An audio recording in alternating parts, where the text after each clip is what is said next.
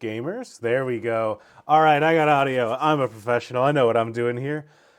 Welcome, everyone, to a much more low-key sleepover Sunday than we normally do. Sam is unfortunately out sick. This isn't working the way that I wanted it to. Hold on. Does that fix it? No.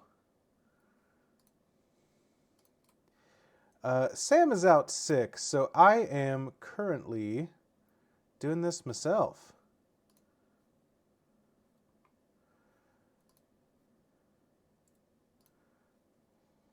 Hello, Sam in chat. Gamers, I'm going to show you yourselves. So we're going to get weird for just a second. And I'm going to figure out why this isn't working right. I want you to look at the other Chrome window. The other Chrome window. There we go. There we go. All right. Gamers, you allowed to get a little musical?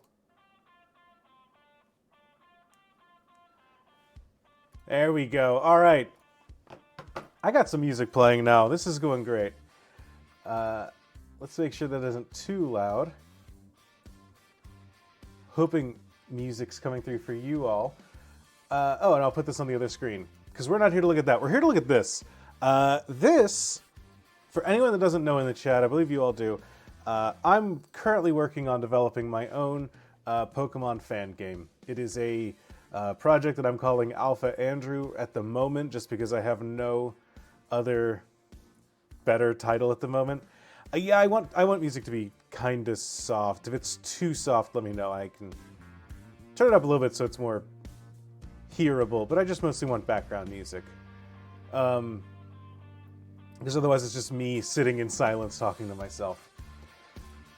When we last left AlphaAndrew, which is still in development, I had 2 gym leaders done, and I was moving through to figure out where we go from here. Noct City was the last place I'd designed. We had our gym with a dark type gym leader. We had 2 gym leaders down and places to move from there. Since then, I have added at least 1 new city. I've added a new town. I have, or not a new town, a new route or 3. I have added a couple of dungeons, and I've gone from there. So maybe the best way to do this is if I just show you all the current version of the game. If I open up the debug menu. There is a chance this gets funky with the music from I'm gonna pause this music real quick, actually, now that I'm saying this, just to prevent this from being very loud against each other. So let me pull you all back up. Never done this before. This is a new kind of stream I'm trying out. So we'll see how this goes.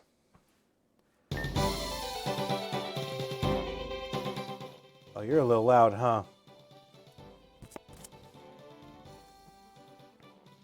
All right.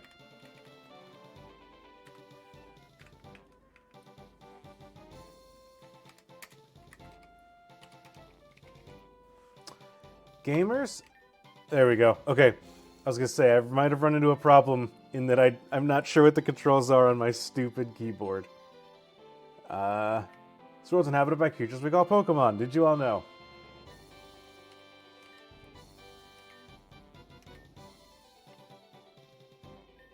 Game volume is good? Good.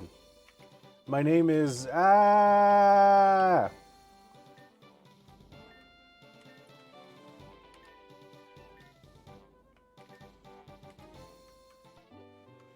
Alright, game starts as we are moving out.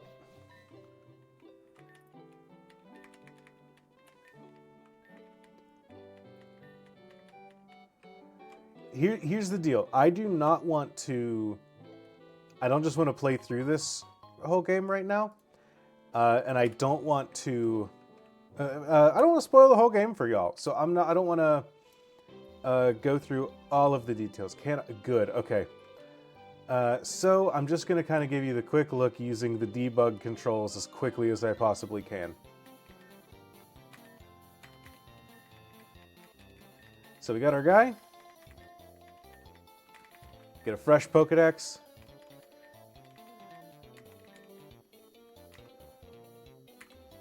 If I don't want to take the Pokedex...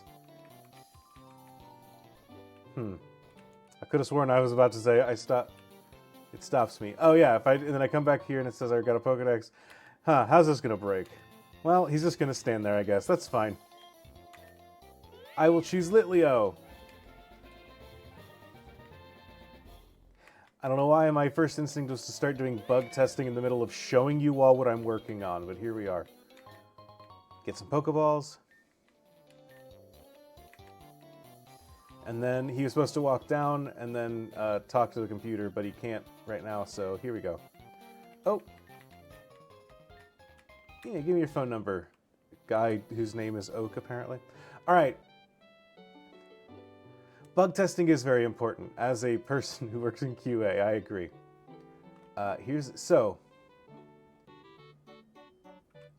Upgrade that I added that is new. There are now there's now things that show up when I go to a new area. There's a new thing that says Route 1.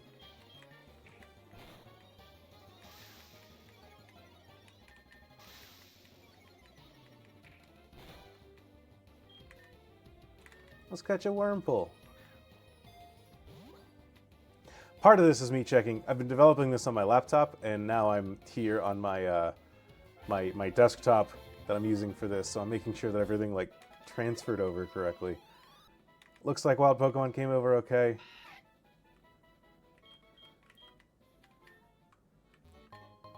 All right, we get items.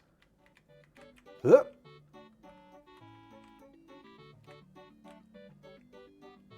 I'm gonna skip this guy.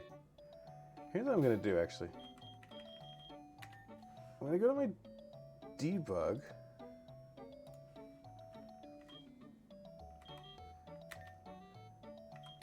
I'm just gonna grab a demo party. I think that I did just technically eliminate my... There we go. My, Wurmple.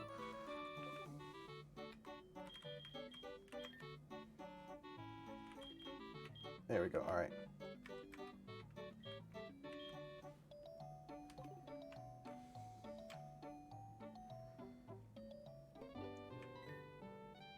I must be,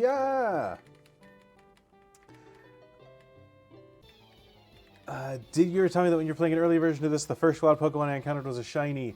No, but I did, I will say, I have not edited shiny capture rates in this game or anything like that, so you got it correctly. I also ran into a shiny once while I was dev testing. I was like, did this Pokemon get added right? And then bing, shiny Pokemon. And I was like, oh damn, it sure did. Our rival says he'll smell us later. All right, I'm not gonna go through all of this. Up in there, we go through some stuff. We can get Rock Smash. Oh, you aren't supposed to see that. There are no boundaries that exist. Route 2. We wander through. Oh, I got running shoes. I can run. All right, Route 2. We pop out here. Archvale Town. We fight our rival. We fight a gym. We get a badge. Hooray! Tumblestep Pass. We've been through before. This is our area. Oh, I thought I was going to pass through him.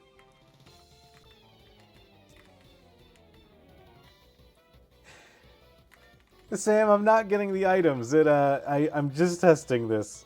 I'm not even doing battles.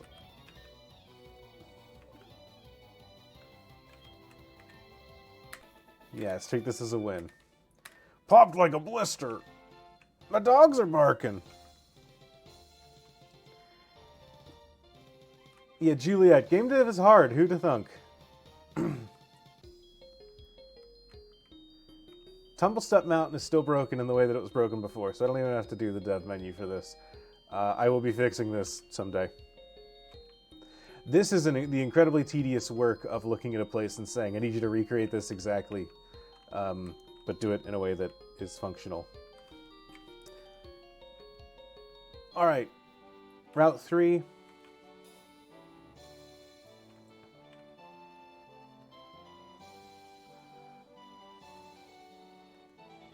Yeah, Sam has had a rough weekend.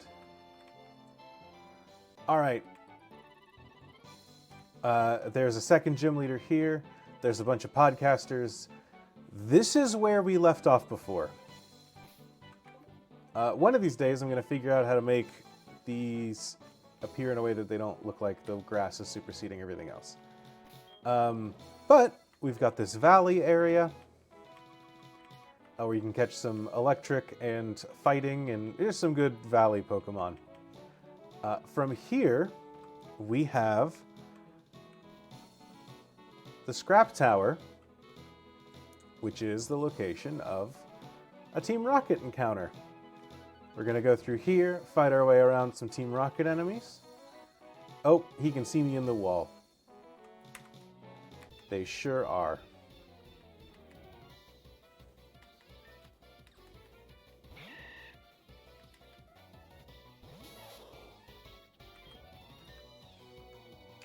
I'll give you $5 to go away.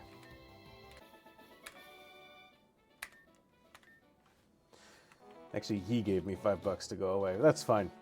Yeah, fight through here. This is a scrapyard where they process a lot of garbage. Oh, go around here. Once we clear that out, there's a whole... Well, I'll just walk to it. There's a whole upstairs area that guy's blocking off. Full of other workers and people we can talk to, and then a CEO. Who'll give us stuff. That's going to be a rocket encounter that we can work through. There we go. We've got more of this. The valley continues on. There are more items that I won't pick up. There are more trainers to fight. Berries that I could pick, but I won't. Uh-oh, if only I could get in here. I don't have strength. I wonder what's behind this door. I'm not going to tell you all, actually. Then we get to a new town. Gilden Ring Vale is the next location that we are going to. Juliet, that is very cool.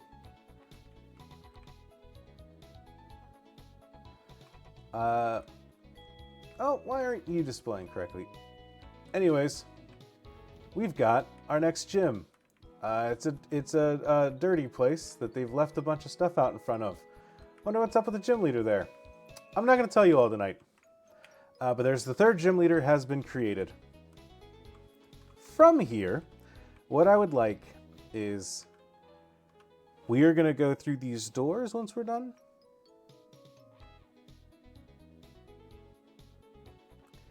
This is one of the Pokemon Essentials maps. I did not expect this to... Where's this going to go? Yeah, this is a different place. Well, how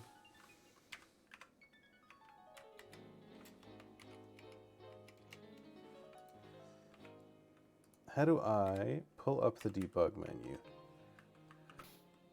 Ah!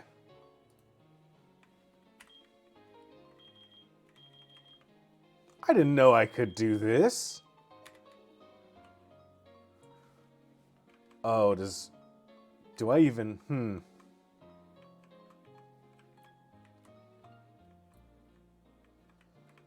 Dolan, Lappet. None of these are mine. Can I move anywhere else? No, okay. What did I just hit? Damn, thanks, Felicity.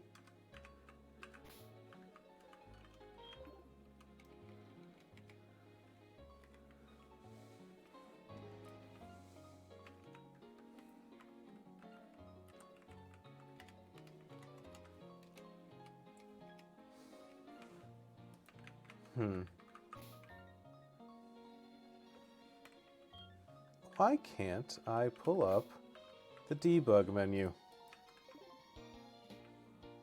Anyways, we'll exit through here. That's something that I need to... Let's actually go do that right now. So in Pokemon Essentials, that's what I'm using in RPG Maker XP.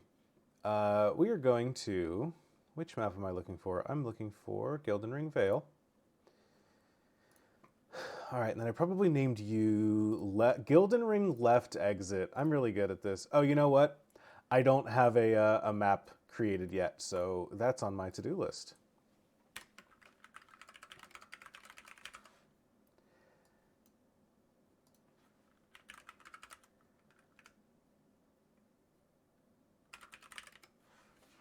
All right, I got the left exit, and then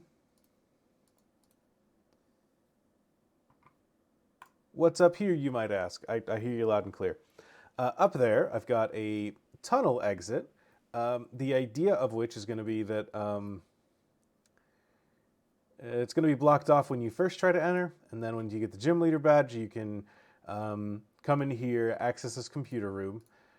When you do, you're going to fight a Pokemon that is taking over the thingy, and then you can catch it or you can stop it. And once it's done, the computer's no longer on the fritz. You can leave and go to the next area that I'm calling the Swamp. I haven't designed it yet.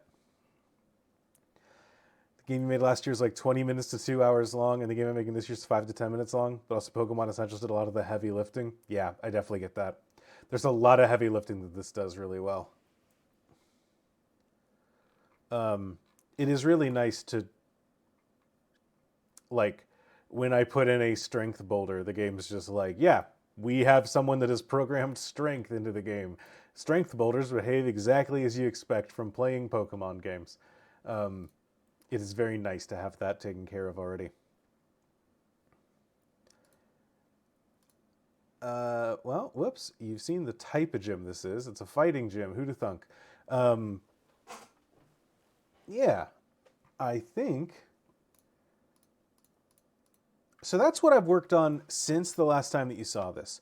I have also figured out what the other gyms are all going to be. I have designed the Pokemon encounters that they are going... Well, for the most part, I've figured out what the encounters in those areas are. So I will need to give each of these gyms a little facelift and put them into perspective where they go. But I know who all the gym leaders are. So yeah, that's where I am there. I think tonight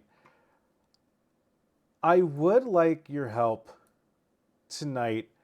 I need to design a swamp, and I have not designed a swamp before. What are their names? Should I tell you all their names?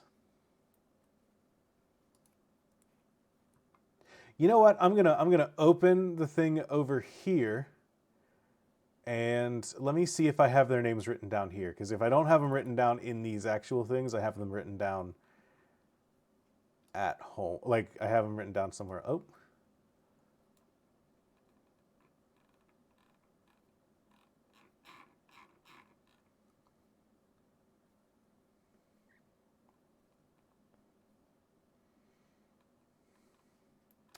Okay. Yeah, I can tell you their names. I'm not going to tell you their types, but maybe you'll figure them out as you go. Their names are...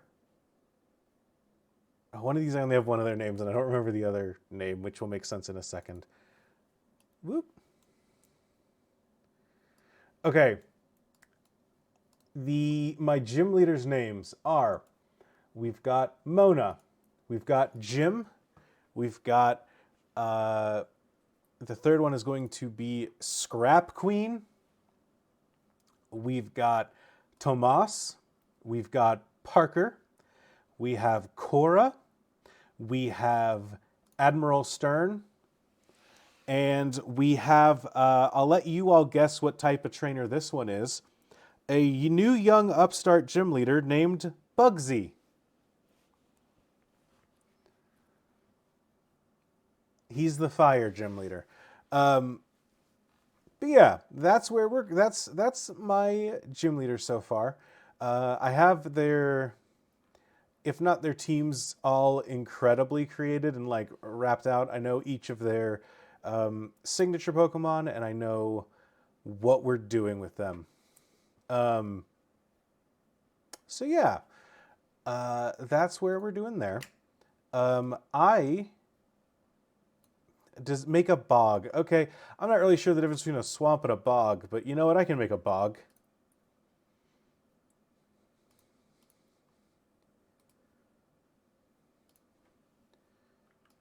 The bog. All right, we're halfway there.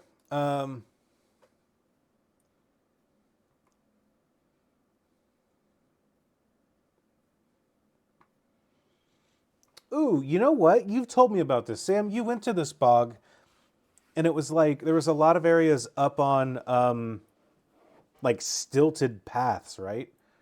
Um, let me. You know what? Now that we're done with that game, let me put some music back on, just to get something in the background of my head.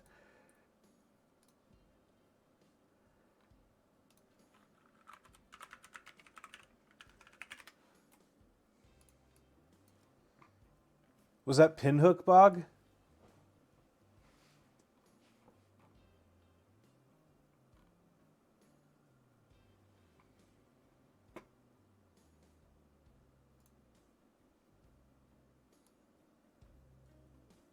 At some point, I'm probably kind of asking you to dox yourself, and that's not my intent.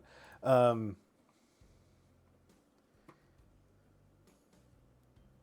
yeah, make people sink in the mud. There's also Cowles Bog.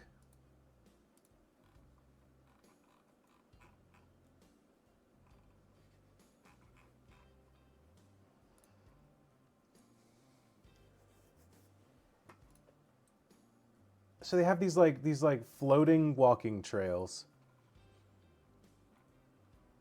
Because a part of the bogs is that like it looks like land, but it's not. It's just like moss that's just like 30 feet deep, and if you step in, you're just sunk in. And the good news is your body will be preserved. The bad news is you don't want to die in a way that leaves your body preserved, right? Like that's kind of the long and short of it.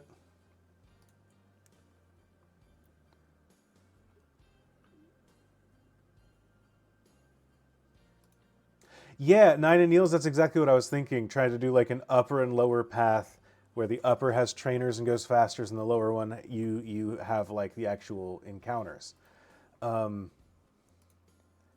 I will say you can store cheese there. Say more about that. That's a very weird thing to just pull out of your head there. I'm very curious about. Say more.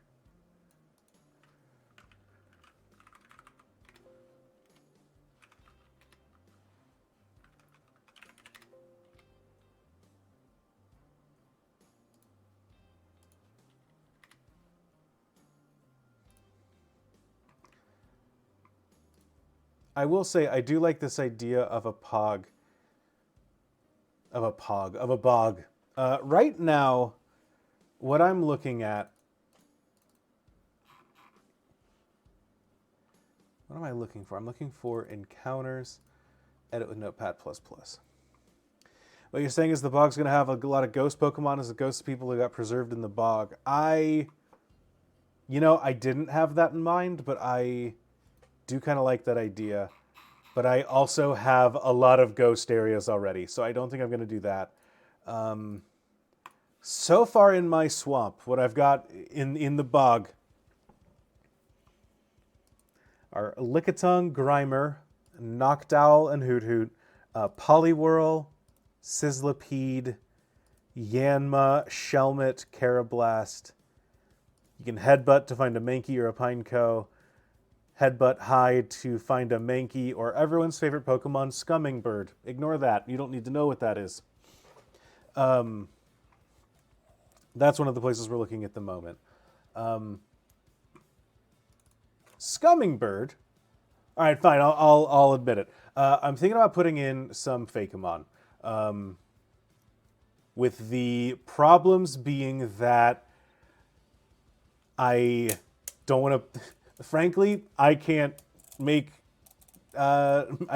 fixtures, and I feel like if I'm doing Fakemon, I have to have enough and to justify doing it, and I don't want to pay someone to make enough to justify doing it. Is really where my budget comes in. Yeah, Scummingbird. That's one of the things. The other fun thing in this swamp, and something that I'm doing for no one but myself, is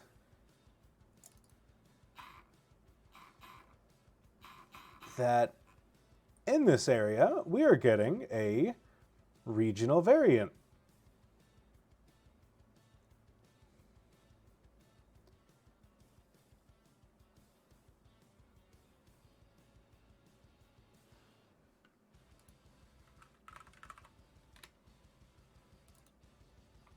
And that regional variant is Lickitung.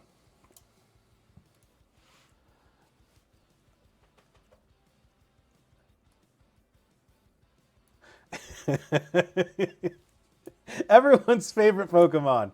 I want to make a Lickitung that basically looks like more like a poison dart frog. Normal. Here's the deal. I want some input. My idea was to make it a normal type, a normal poison type. But then Sam pointed out a very fun fact, which is that in one of the books that Sam has, she discovered that Lickitung is listed as a fighting type, and there's a little part of me that kind of wants to make it a fighting poison type. But I think I'm going to go with normal poison for now. But it's going to evolve into Squickalicky.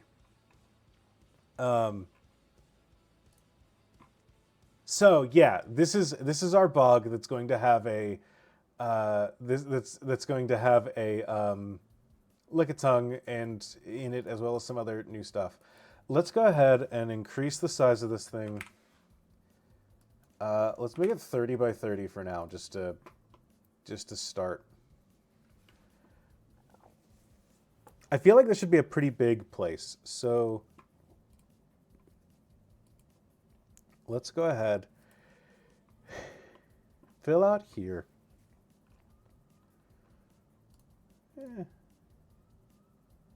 No, that doesn't really get swampy vibes. That looks much more deserty.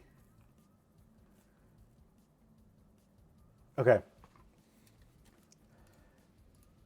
So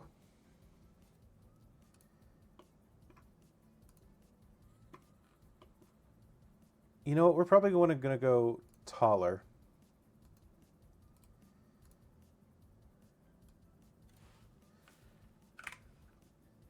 Not 400. Let's go with 40.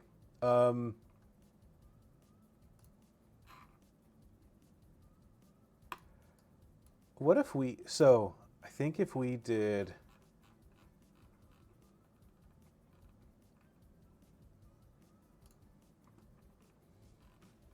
I don't know how well I can get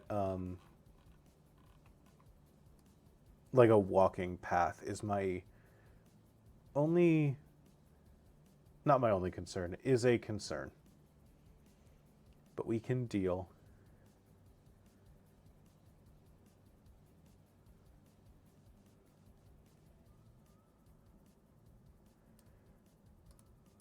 Oh, here they are. Okay. I feel like what we're going to want is if we open things up with like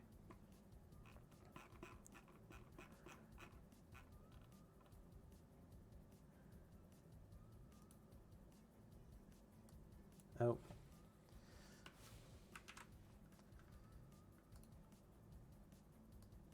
And we'll clean this up as we go along.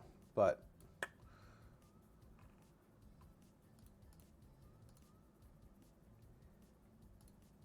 Just like for the vibes of like, here's a normal area, and then we're going to cut into the bog. And so from here, I think a way that we can do this is, instead of thinking about building down up, let's build where the walking path is like flat and then down. So if we...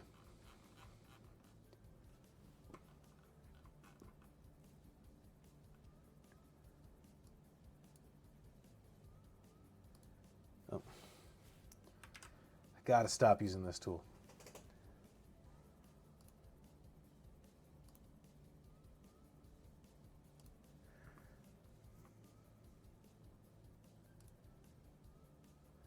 I'm trying to think what feels like...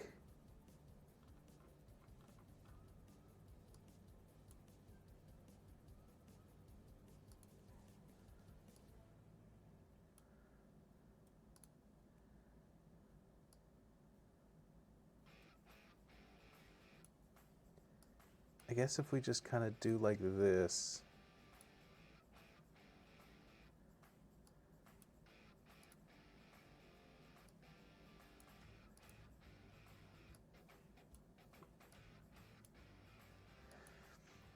I'll clean this up as we go, but then we've got like...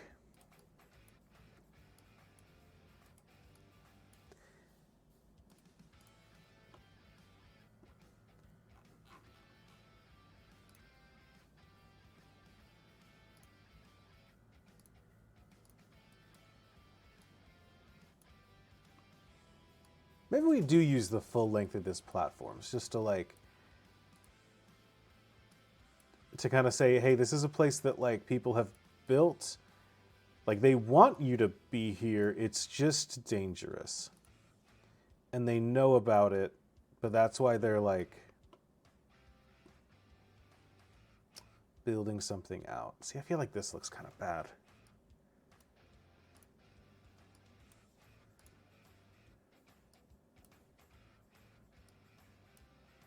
Like, does that look worse than just...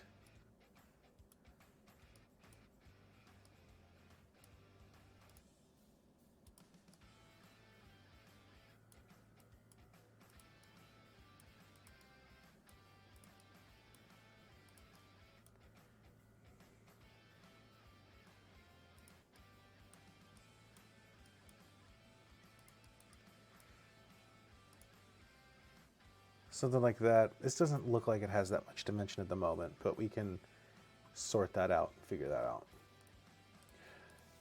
Oh, you know what? We should probably use fences to try and make this look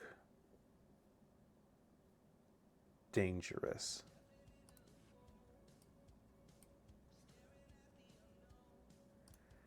If we do it here...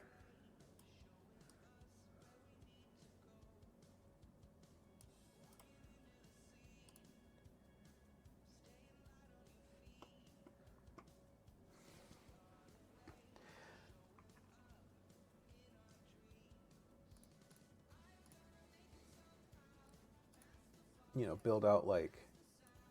These aren't the right fences, but like...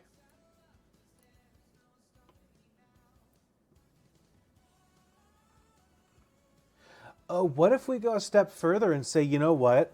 Like, this is a bad idea. They don't want you going down, but there are some holes in the trees. If you want to, like, if you're a Pokemon trainer, you are dedicated to saying, there's a Pokemon down there.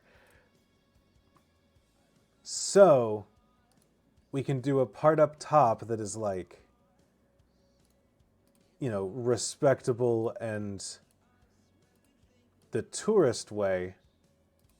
But if you want to catch a Squickatongue, you got to get down there. You know what you're about.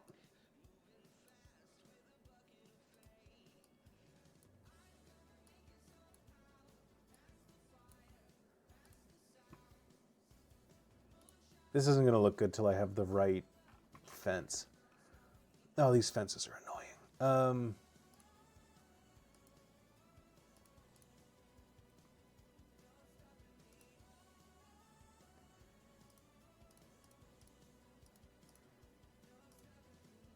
Yeah, this is a lickitung we're talking about. You don't get a lickitung unless you're willing to get mucky.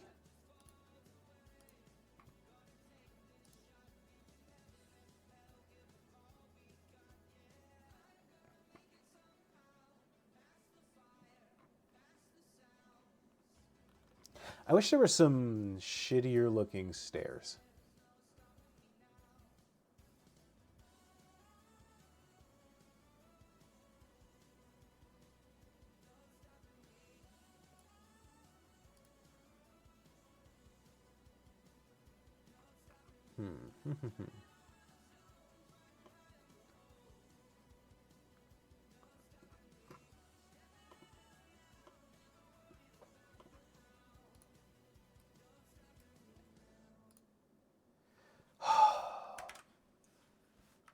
One of these days I'm going to learn.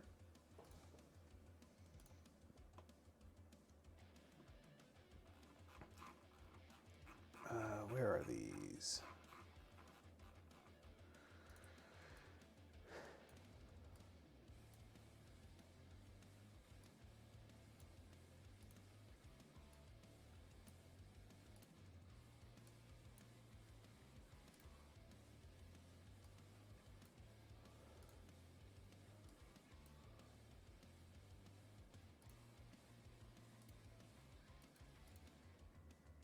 That's not going to work, but that's fine. Shade looking NPC the players can talk to. Mention you can get into the bog under the walkway to catch this sweet, sweet Pokemon. Yeah, I'll probably put someone in that, like, mentions it.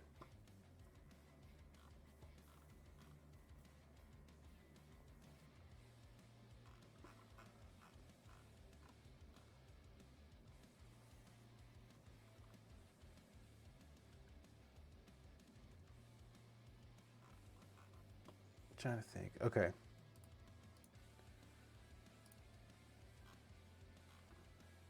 I think this is a little too long. Let's just quonk.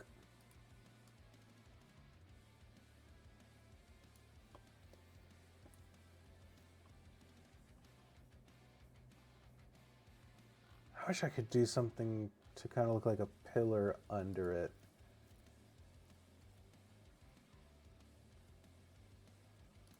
Actually, I do want to check and make sure that this is even a place that I can walk on these paths. I think that if they're on the second layer, I should be able to do that, but I'm worried about... Oh, no. Okay. Let me do... Actually, going through all this is going to be quicker if I just do this. Intro... Action button, auto run. All right, let's try that again.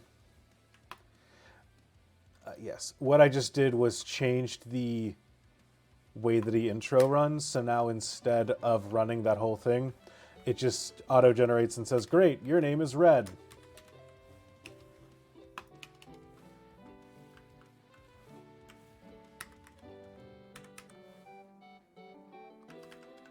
Why can I no longer open the debug menu?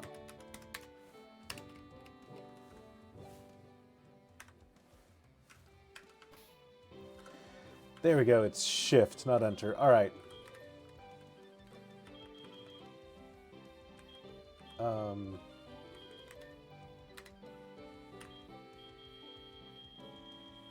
Oh, does that really... Trying to open this map slows my laptop down to a crawl. Wow, that I can just go to it here. I guess it's a computer issue, not a program issue like I thought it was. We're going to debug. All right, thank you for warping me to a random spot on the literal... Oh, I don't have my running shoes yet.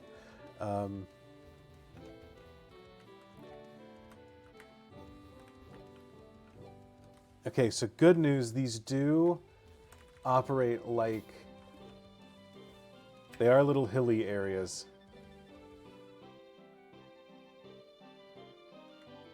And then I get... Great, okay, so these work just fine. And these are exactly what I want them to be. Cut. All right, moment of truth.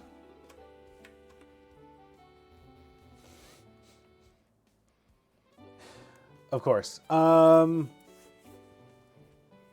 Okay.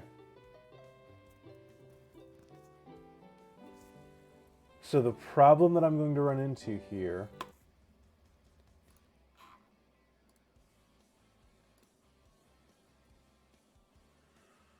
is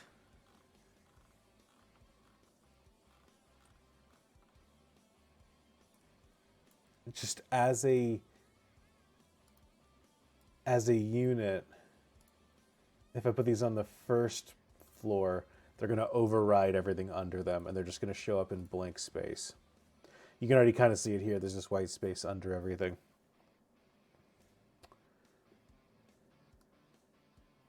So what do we...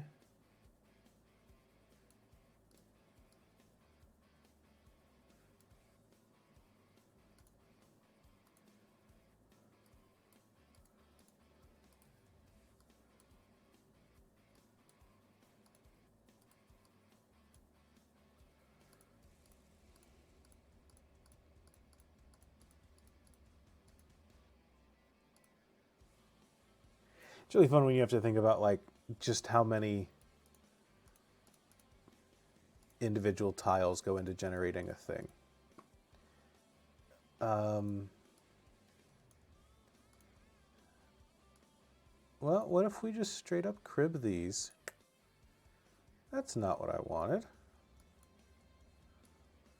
Oh, it's because of the... Oh boy.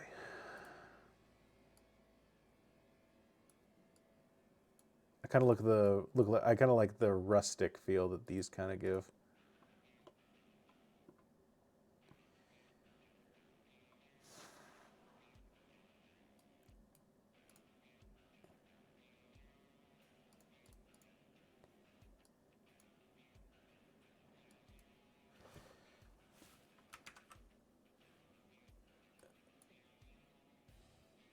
Actually, you know what? Why am I making this hard on myself by making it 4 long?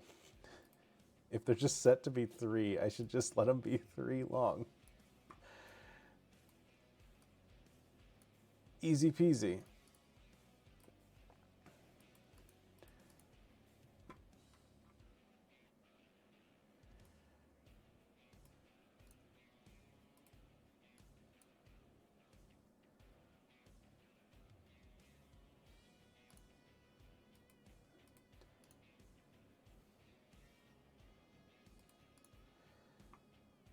All right, I should have saved. I'm going to remind me to save on this map. We're going to check this. This is the fun part of game design. Everyone thinks it's about tweaking the graphics on level 7, but it's really just like, does any of this work? Oh, our engine doesn't support that. Well,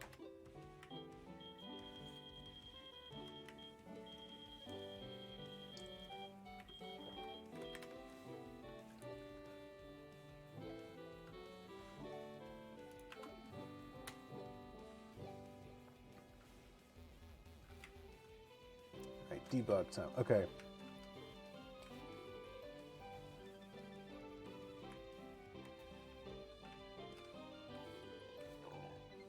Yeah, real talk. Okay.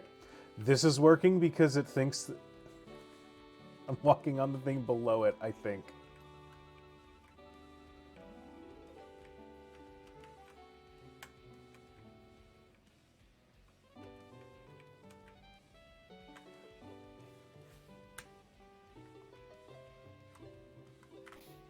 Guess what? Gonna remember to save.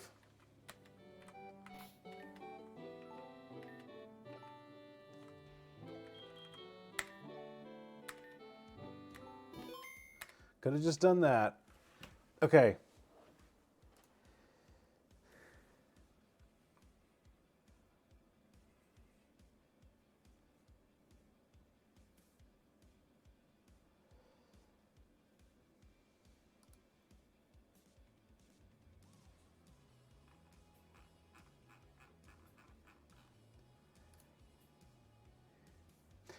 You're asking if I can trick the game by doing this, I think.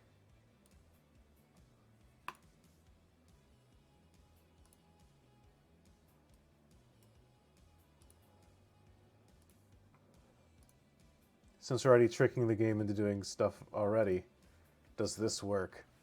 And it was what I was thinking about doing. But we'll see. My worry is that I won't be able to go under it. There's a part of me that thinks that this game, or that this engine might not be set up to do this kind of multi-layered approach to things. As much as I would really love.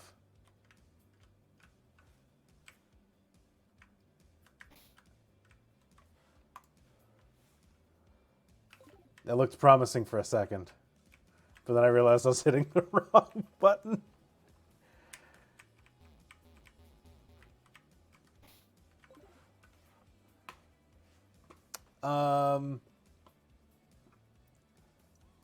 Actually, let's do this.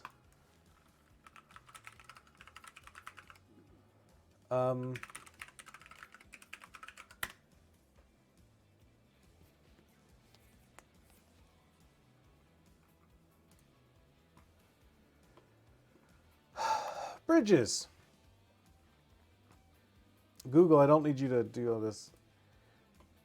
I wish they had the thing hosted anywhere but on a fandom wiki. But, all right, a bridge is one or more tiles which can appear either over or under the player. This can be altered mid-game by the player's actions. I can move both above and below a bridge.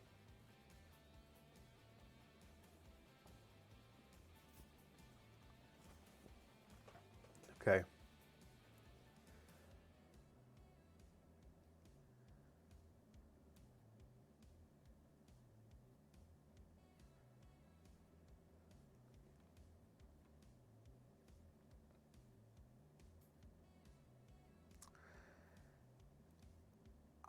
Ah.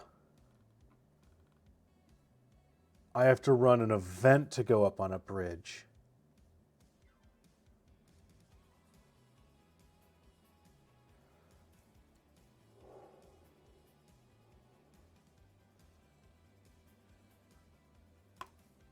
Okay, so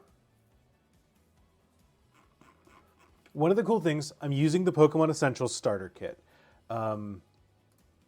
which is a very cool tool that some developers have put together to give you a starter kit for Pokemon Essentials. What that means is that there are a bunch of towns that are pre-generated that include all the different, like, not all the different trainer types, but like, this is a trainer for a battle. This is a trainer for a double battle. Here's a way to do a double battle that you can split into single battles. Things like that.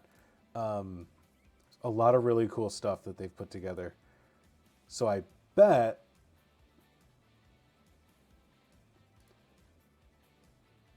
well, these are just set up like this. What are you?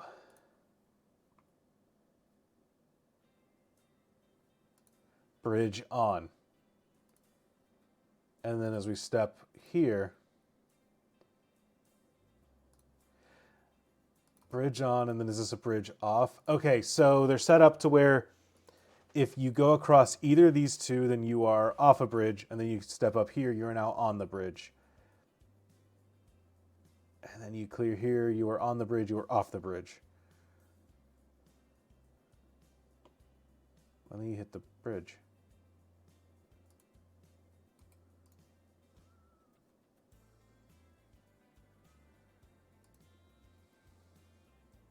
Okay, it looks like we have to do this the opposite of what I was just saying. So we could probably set this up if we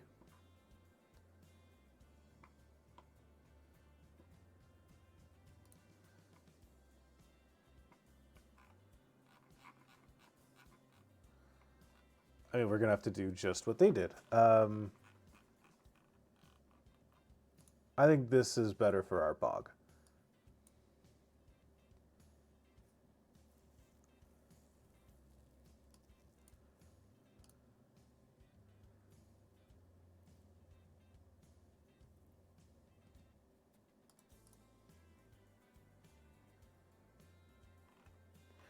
Actually, what? Which route were you? 4? No.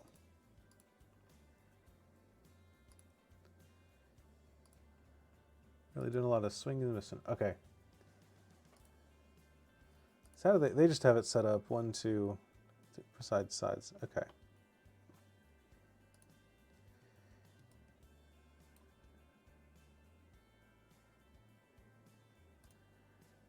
I'm just going to do this so I can look at things.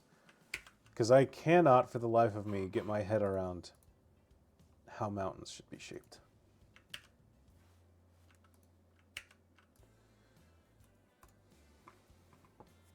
Okay.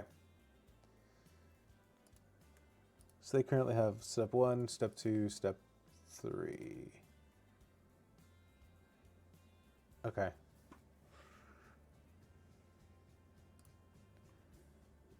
Maybe the path be like an observation tower kind of a situation with the bog. Yeah, I think that's basically what I'm going to be doing, is building this as a tower. Yeah, I think that's the right way to look at it.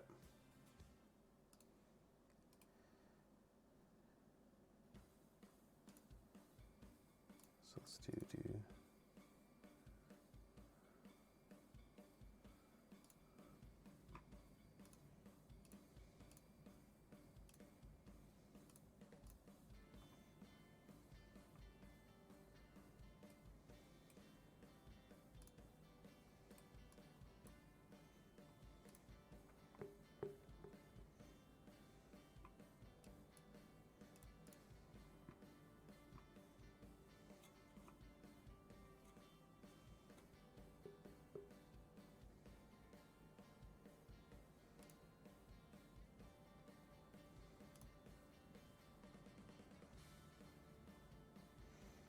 I want this one.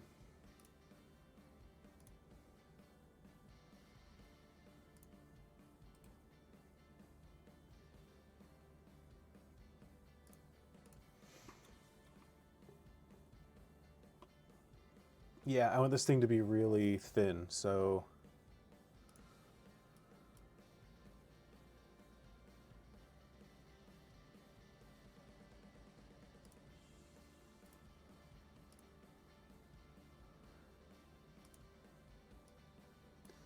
Maybe this one will be kind of like this up top here.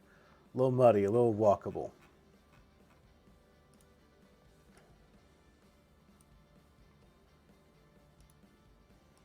I'm going to want that on the first tile, I think, just to...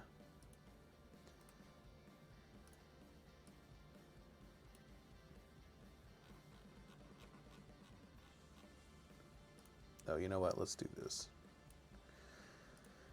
Smooth things out a little bit. All right.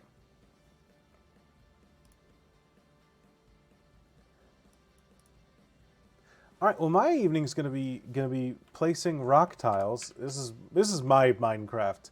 How are y'all doing? What are you up to this weekend? How's your week's been? How are people doing?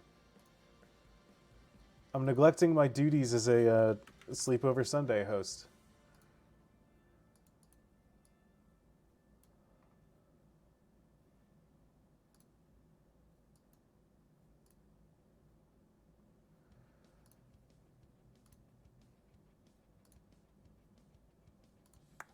I think I want this to be super short, so.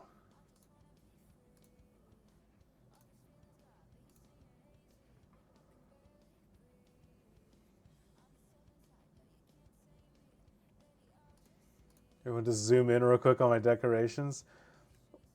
What's wrong, Sam? What are you trying to draw attention to?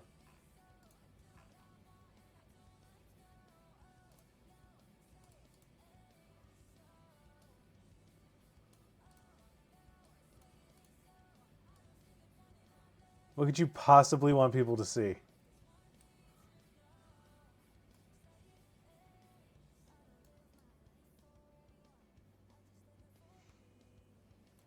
It's a photo of my grandfather.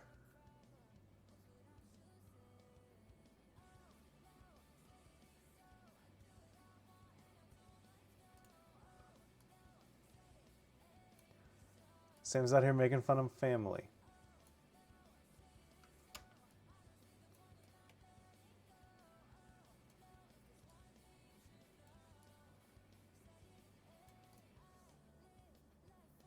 I think more streams should have a weird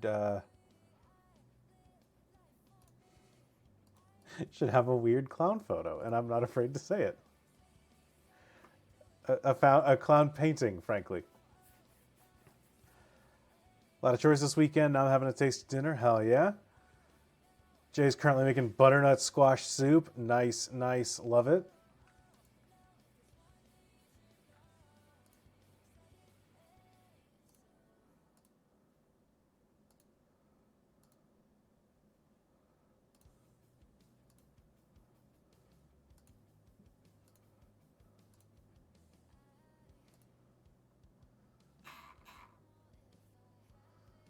Made dinner, kick back, enjoy the rest of the stream. Nice. Had half a pie earlier in the stream. Crushing it, Jay. Jay, you sound like you're having a great weekend. I saw the new digs you've not new digs, the new, what do the kids call clothing these days? Threads. I saw the new threads you posted.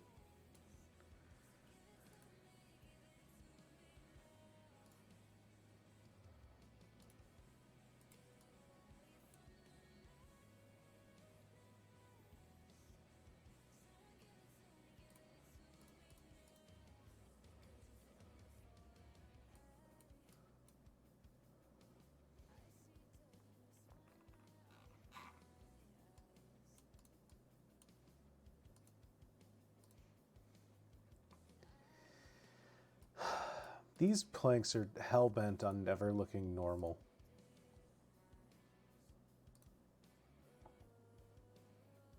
Okay, and then if I go back to Route 3, Route 2,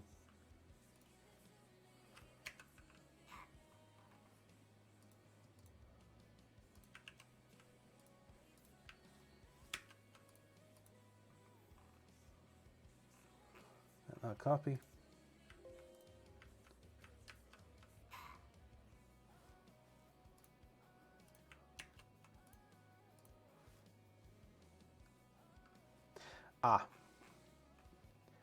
Just pressing the buttons wrong.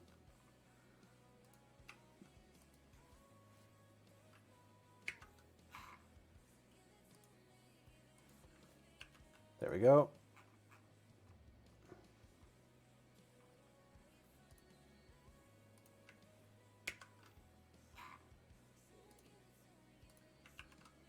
Okay. All right. Scroll up. You didn't buy the blazer? I'm sorry. Yeah. Rufus Russell and I went to a flea market where I found a blazer made of the exact same fabric my flannel was. You should have bought it. You should have bought it. Pretty good weekend. Bought very silent. Today went to the farmer's market. Let it guide my meal plan for the coming week. Nice.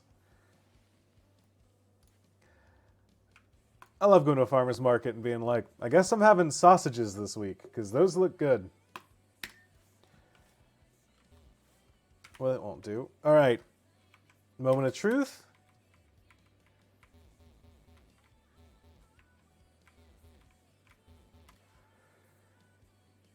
Okay. It was oh, okay. Well, bummer.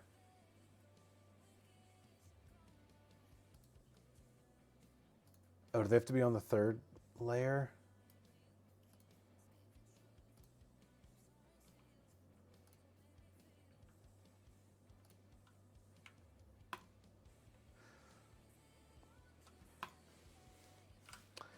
Yesterday, I was playing the DLC, and I... Actually, let me do this. All right. Last but not least, is it just a matter of getting the right bridge tiles?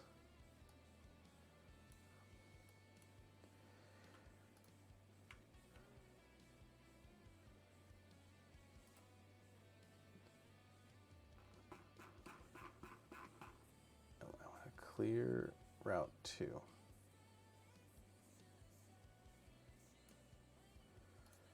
Layer 3.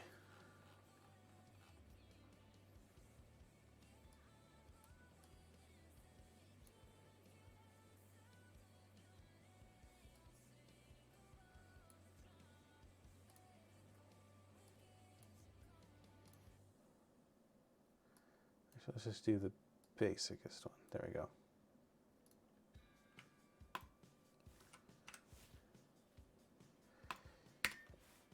And we'll again forget to have saved down here. All right. Okay.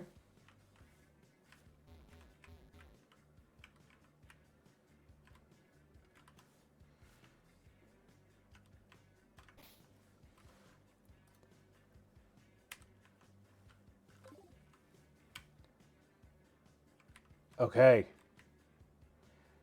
Gamers, we're on to something. It turns out documentation is a good thing.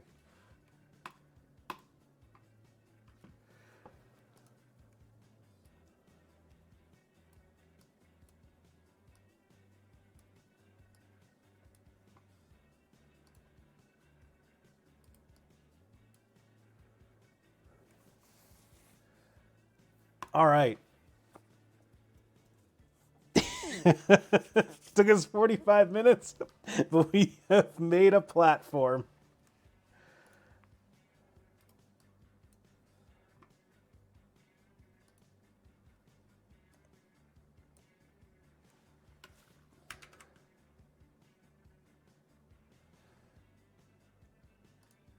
Oh, I was in the middle of saying something. I started doing the DLC the other day, and along the way, I noticed that they have one of the a task I had to do for a certain battle is that I had to do it using only Pokemon found in the wild area terrarium. And I thought that was really cool, and I think that I'm going to try and do that for all of the DLC bosses, with the caveat that they're fucking hard. I don't know that I've ever had to retry a Pokemon boss multiple times, but I sure did yesterday.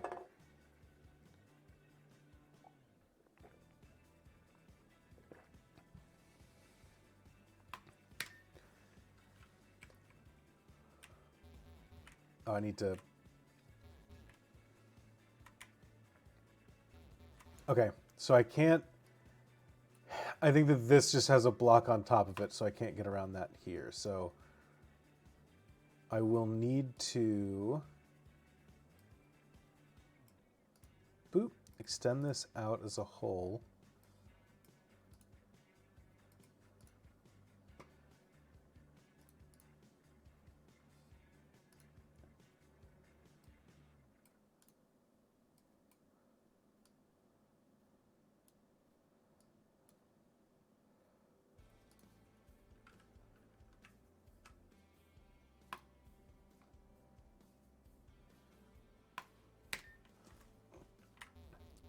Yeah, I kind of was like, oh, I'll roll up against the dragon gym, or the dragon guy with a couple of ice types. How hard could that be? Lo and behold, here we are, getting trounced. I developed a trick room. I developed a half hail, half trick room team with a Rabska to use Revival Blessing just for extra cheese to get through this section. It was rough. Okay, now that I've figured out what I want to do here, I do think that I want to shape this area just a little bit. I do think that I want to take everything that I've built so far and scooch it, because I will need to block off the area so that we can't see past it. What kind of trees should I have in a bog? I think these big yellowy guys, maybe these actually. I've been looking for an excuse to drop these places.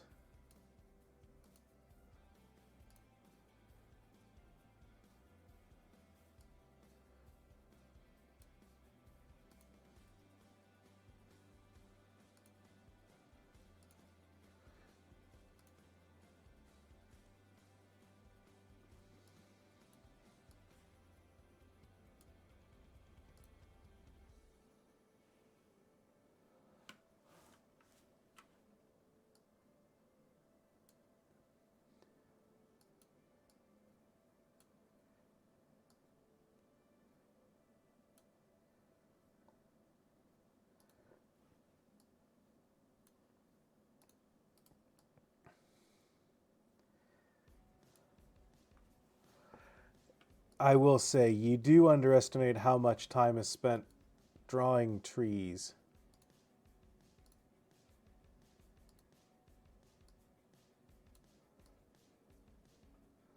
Actually, yeah, let's do it like this.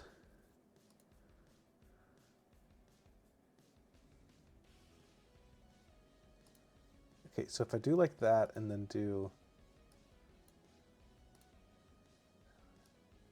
No, I want like this. Right?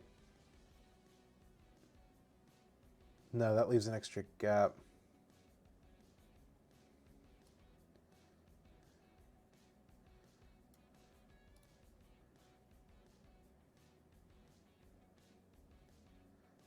I want to do this and then this. 4.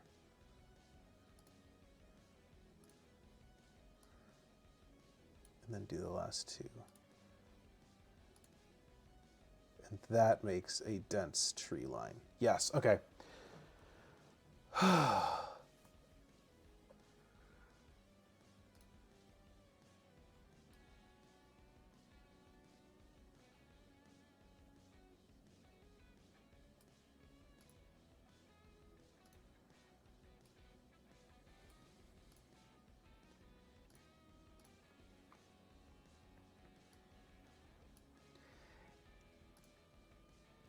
These are these kind of like weird specific things that it's just like, well, why would I have to care about being that specific about how this looks?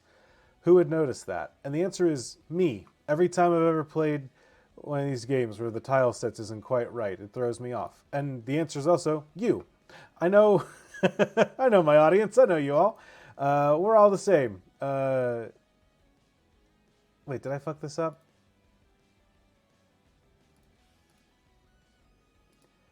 Oh, fuck me.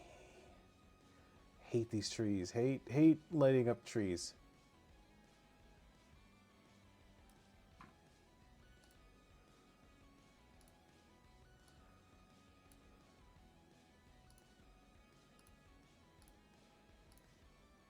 Is that right?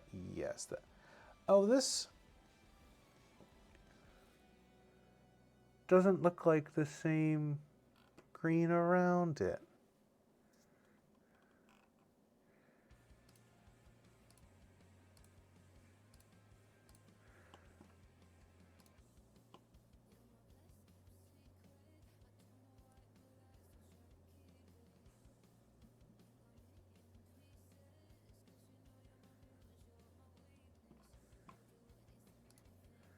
Oh, and actually, now that I'm looking at this, they don't have to go this far because the hill is leaving. So let's cut this off here.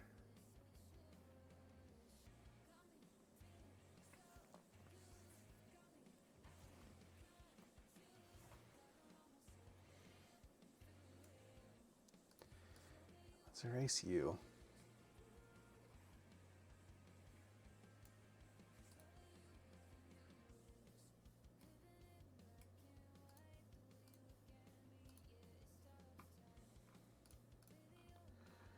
And then what we're going to want is bushes.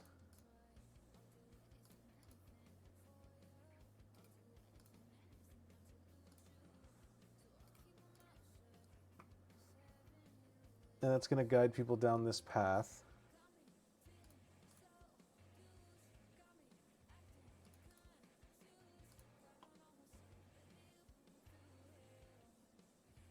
Because I do think that we are going to... All right, now that we have this general idea established, what I'm going to do here is chop this up.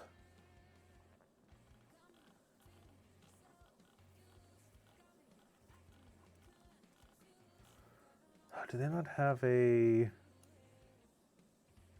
Here we go.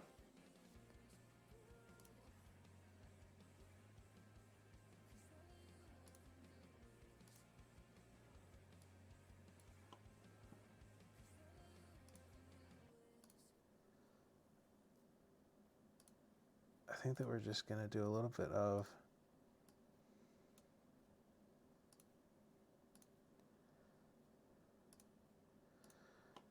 Bop. We're going to put our entrance like right here.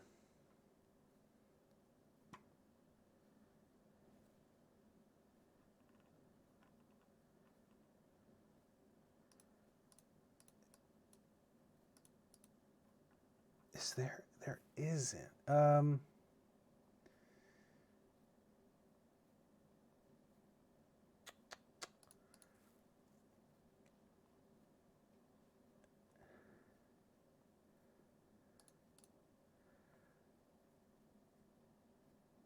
Because I think that ultimately what we kind of want is going to be like this.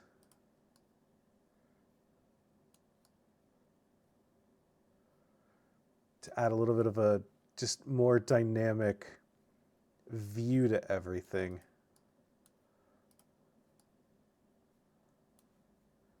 I think that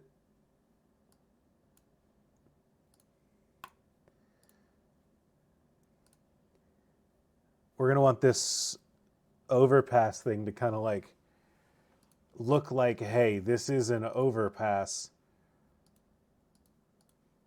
You shouldn't be anywhere but here. So if we can do, I think I reached the end of that playlist. Yeah, what do we want on Soundstripe? What's the vibe that we're looking for music-wise tonight?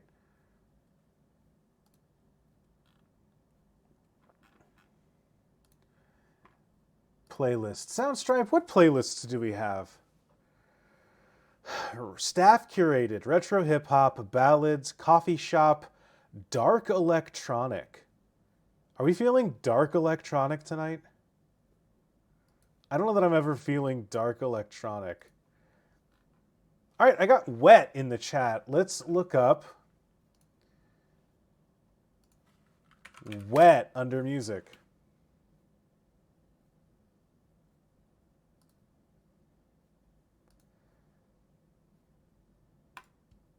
Are you wet?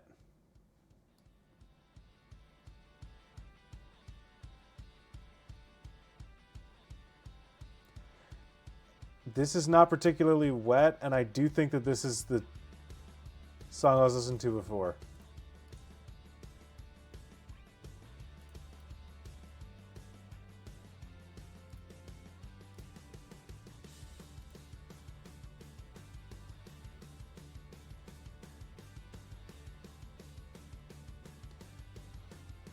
Five beats. Hello, Juliet.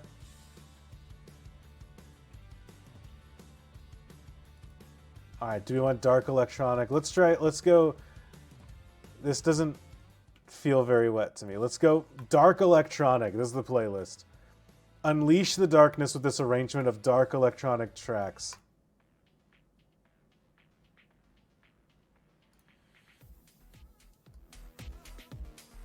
Y'all feeling dark? Y'all feeling it?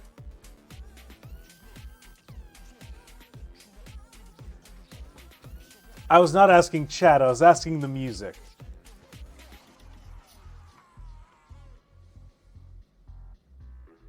I would not come directly to Twitch chat and say, hey, you feeling wet?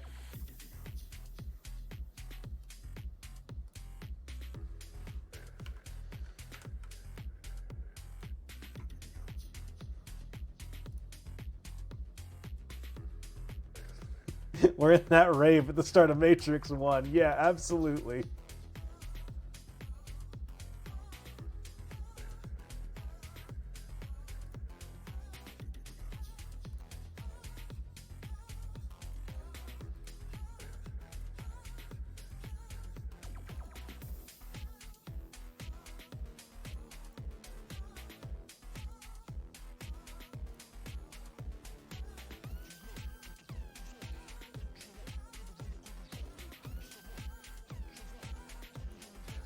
Oh, we're getting that noise. Is that Kill Bill siren? Y'all heard that, right?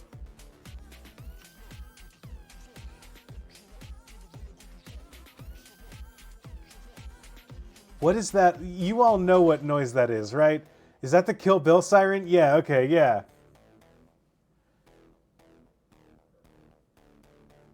Yeah, Andrew's finding the new Twitch chat is asking chat if they're feeling wet yet. Yeah, absolutely.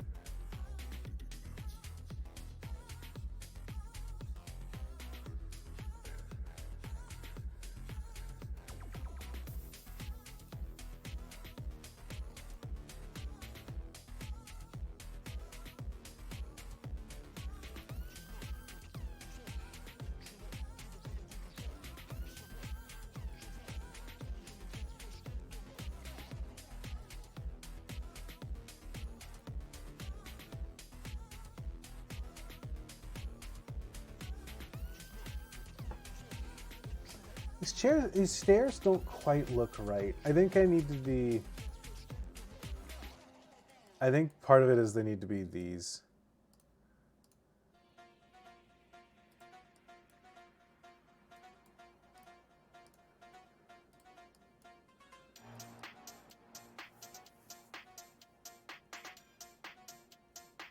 Actually, I think I do want this here, but I don't want one here.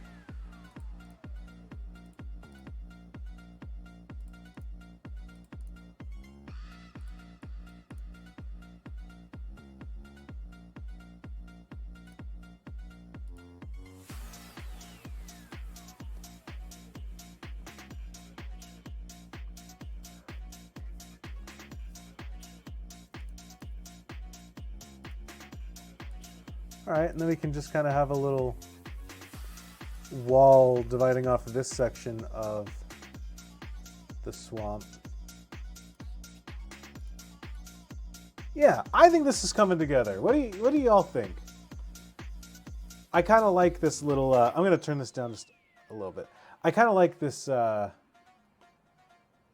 this new smaller vibe that lets it feel like we're carving out a space for ourselves among this bog.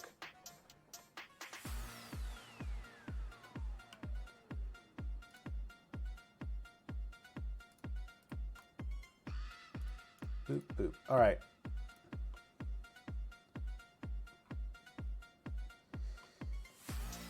And then I guess I should build a couple of different little, like, landmarks up here that'll also help split out where people can go down below. So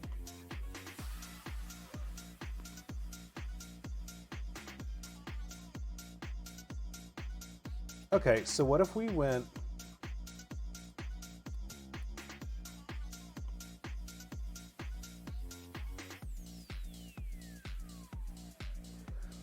and then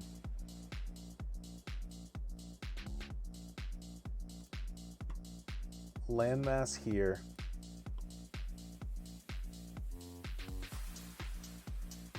Maybe it gets wider there. This goes out from here. All right, we're gonna need this. This bog is gonna be huge.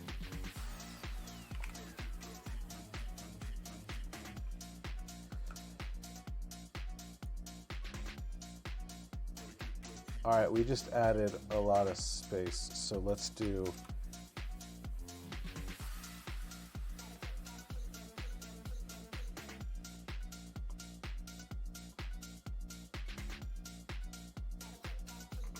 Okay.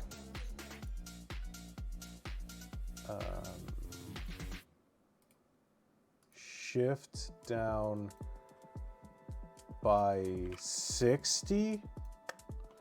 Did that do right? Yes, great. I can do math. Okay.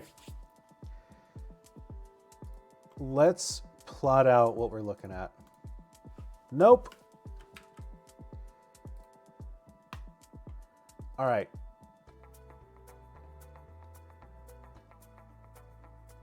I do think, so generally speaking,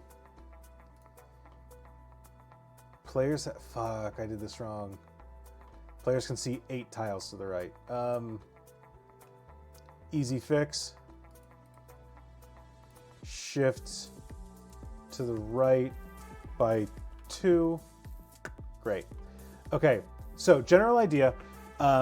When you look at the Game Boy screen, when you're looking at the screen of your game, your player character is always in the middle, right? That's the Pokemon, right?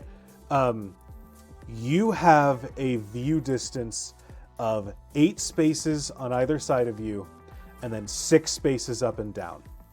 So you want to design your maps in a way that when your character is standing right here, you have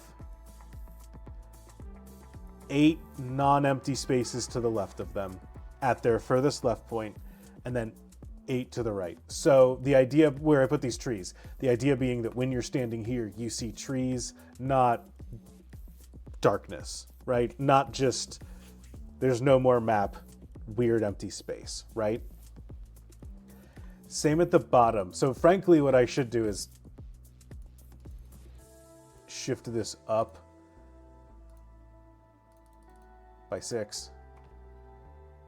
And then we'll have our entry here. The bottom's a little weird because we know that we are, I'm kind of cheating. We are teleporting into this map because we are going from another, we're not walking directly from one map to another. We are walking through a door out into the swamp, right? So with that in mind, you can kind of get away with not having the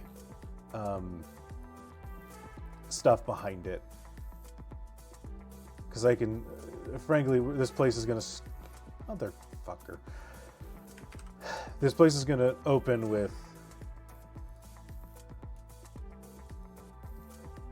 this, right? And then you walk through right here and like through here, and that's where it starts.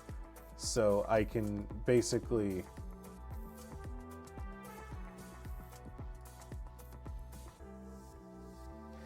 you can kind of get away with leaving some empty space down here. But once you're in here, I don't want you to see the empty space. So I think that basically, even though the map is this big, we are going to limit our spacing to, like, I'd like to let the player in here a little bit. I'd like them to feel like they've gone around and they've kind of come back around here. I don't want them to go all the way back behind here, but I do think that we can say, you know what, let's go up to this point, and then we need 8 spaces here.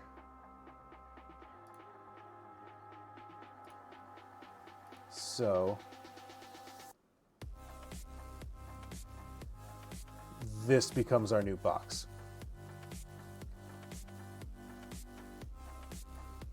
Make sense to everyone?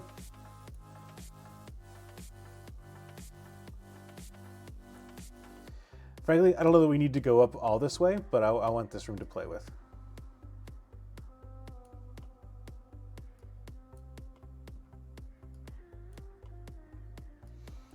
And I find it helps to it helps to lay out your map, your boundaries before you.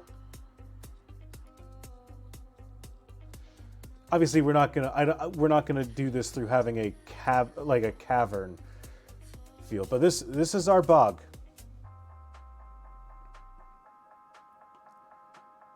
I think that we should.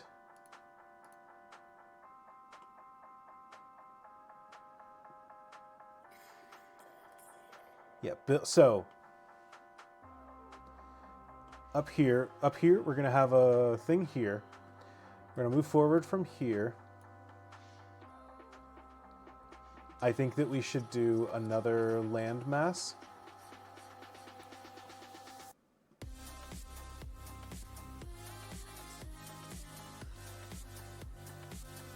that I think can go...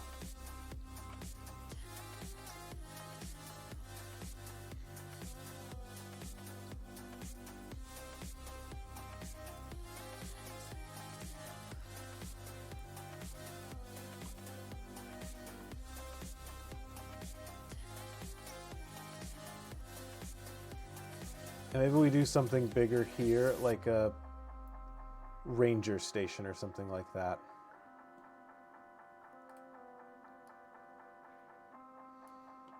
Branch out from there, branch down to here.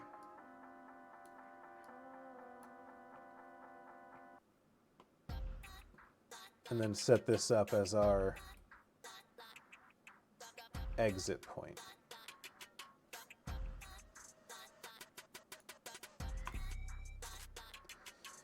If we do that, what else would I want to do? I would want to do another, probably something in here to guide the player through this bog.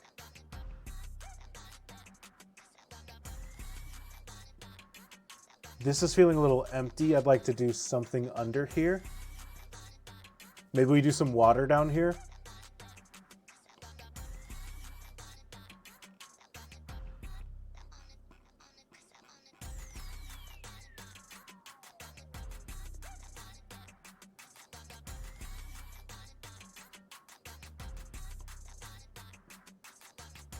Yeah, maybe we get some water in here.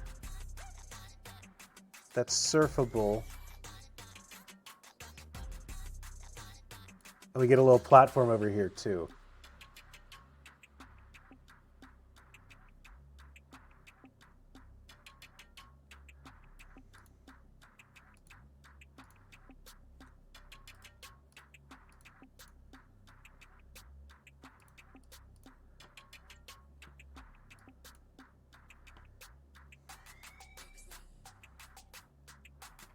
And then we can put an item here to reward players for walking up here. Oh no, because they can... So that leads the player to go through here directly.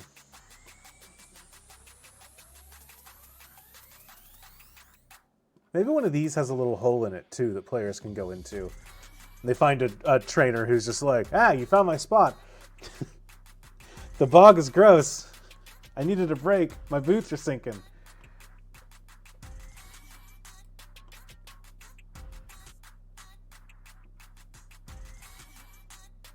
Maybe we get another smaller water thing down here.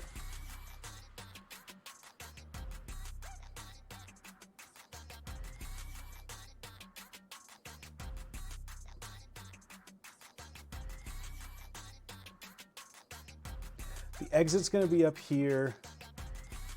I'll put another, you can cut through to get to the exit down here, because it would really suck to cut through, go up all this way, and then find that you can't get back down.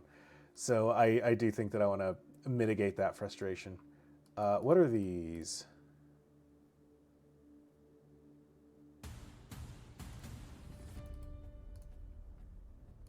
Oh, those are the old entrances. Great.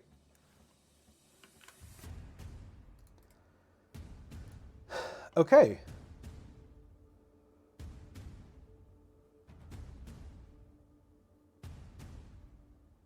I will say, none of these tile sets look boggy to me. They all look a little, this one looks a little too like ashy mountain.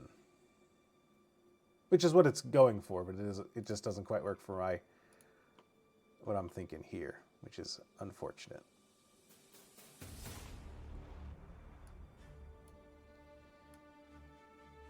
Chat, we got to the Hollywood trailer version of Dark Electronic.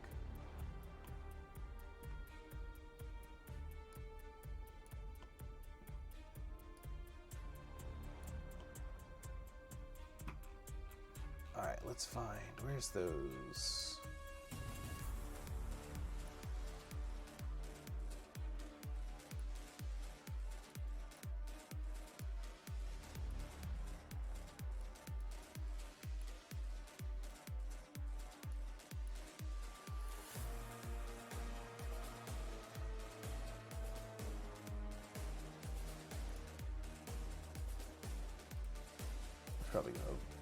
affect things if I try and do that.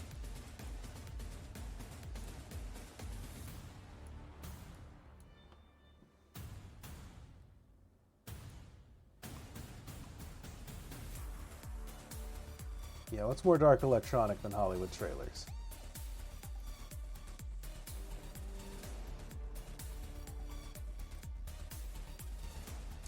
Folks, this past week, I was in LA trying to make the influencer lifestyle work out. Spoiler alert, it didn't. But while I was there, I did a tour of Paramount Studios, which was really cool, but also had some enlightening moments. Like, you go into a studio that is one of the original Hollywood studios, and has this storied past behind it, right? Like a classic film studio. And you open up the place and it's got a big, it has a big welcome to Paramount. Here are clips from all of our movies, the things we've produced since, the 1929 or whatever, whenever they invented film. And as we go through the first, there's also a wall of titles that scrolls up in different areas. And it's really cool because you watch and you're just like, wow, Top Gun, wow, all these old classics. And then occasionally you just get Transformers 3, Dark of the Moon. And you just get Jackass, Dirty Grandpa. And it's oh wow. Y'all are Bad Grandpa. Y'all are including this one alongside your the prestige films that put you on the map. It'd be Casablanca, Jackass 3. It's incredible. Top of my head, favorite and least favorite parts of LA. Favorite thing of LA is gotta be the weather. Holy shit. As a Michigander, Californians got it lucky. Quite literally made in the shade.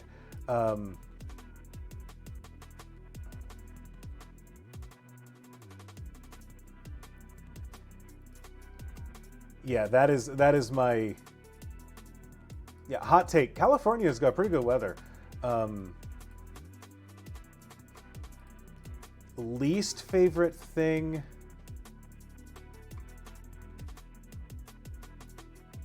I don't know. I didn't really have any I didn't have any really bad experiences as a thing. I actually, least favorite thing is probably the way that people talk about the homeless. I'm not a person that is oh, I saw a homeless person today. But as a tourist, it kind of felt like people assumed I was going to be. And so I feel like there was a lot of people preemptively being oh, well, you know how it is. But I was just oh, I mean, I do know how it is. I'm not here complaining that I saw a homeless person. But that's I don't know, the weird presumption that people had about me as a tourist is kind of more what it was. But yeah, as Sam said, we were on a tour, so we didn't really get to explore on our own. Which honestly, that's probably kind of my least favorite part. Is just there were a couple different times that we were just oh, I'd like to go see this thing, but we are on the tour. Oh, I made a problem. I made a mistake.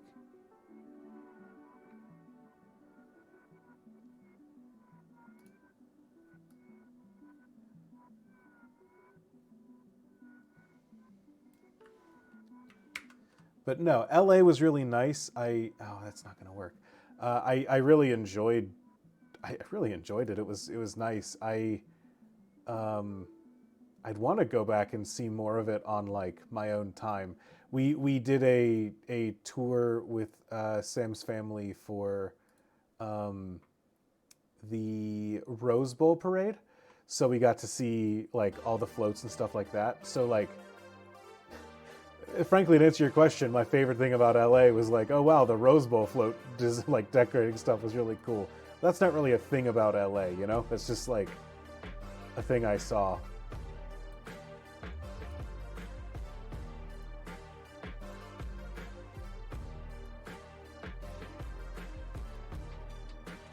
That was a really great trip. Yeah, my least favorite thing is the hotel restaurant that I ate at 4 separate times. And the fact that I didn't really get to like, honestly, least favorite thing, I didn't get to explore as much as I wanted to.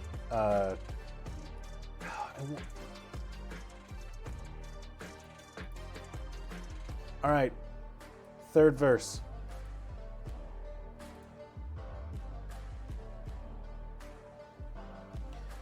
One of these days, I'm gonna get good at this, and then it's over for Nintendo as a whole.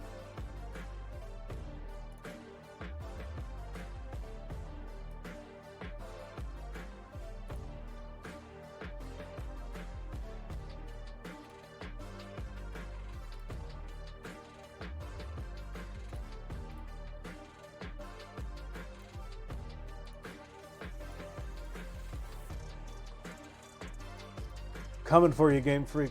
Oh, yeah, actually, yeah, favorite thing that I accidentally stumbled upon. There was a really neat Pokemon exhibit that we went to. We stumbled onto it it's in the same theater that they host the Oscars, so we accidentally stumbled into it while we were on a tour of that theater. But they have an art exhibit that is set up that's like, and it seems like it's a tourist promotion for the country of Japan as a whole. And as we were there, they were set up for, like, they had a bunch of tourist stuff in, not touristy, like, kitschy, but like, here are some here are some like fine chocolates from Japan. Here are some, fine purses, some nice like, luxury goods from Japan. But then the back was set up with like a gallery space of Japanese artists. And they had a collaboration with Pokemon where they collaborated with a bunch of traditional like artists who used traditional Japanese styles to create art related to Pokemon. Had no idea it was going to be there. We stumbled into it. It was incredible. We got to see a lot of different like traditional pots thrown with like inlays, but like the inlays of Kingdra, or like the characters from a game. One artist that I really liked uses a lot of, basically did a thing that layers like, not gemstones, but like stones like mother of pearl and those kinds of nice stones, and they kind of end up looking kind of glitchy almost. And he ended up making a like, here's a reimagining of like what a Pokemon looks like as information, and what a reimagining of a Pokeball would be.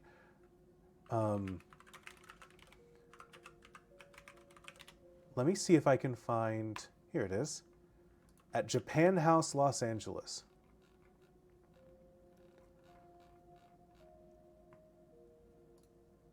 I'll post it in the chat.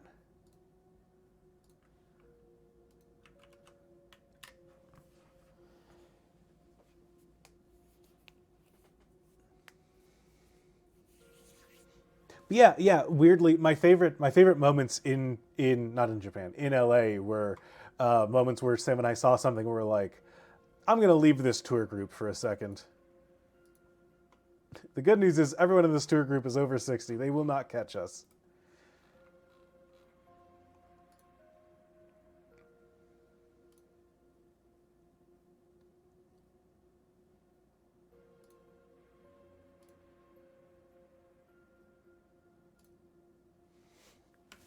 One of these days, I'm gonna remember.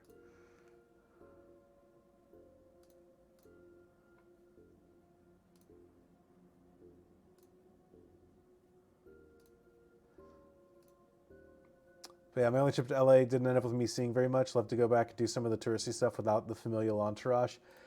Well, oh, that was one other thing. I was gonna say there was something else that I did that I like explicitly left the tour group to do.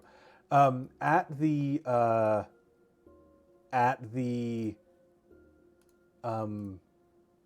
the museum that the Oscars have set up, the Academy Award, like the Academy has a museum, and at that museum they had they have like 2 floors that are always running, and then they have a 3rd floor that's just like whatever their flavor of the month exhibit is. And when we were there, it turns out the tour guide giving us the tour was like, now when you get there, here's the deal.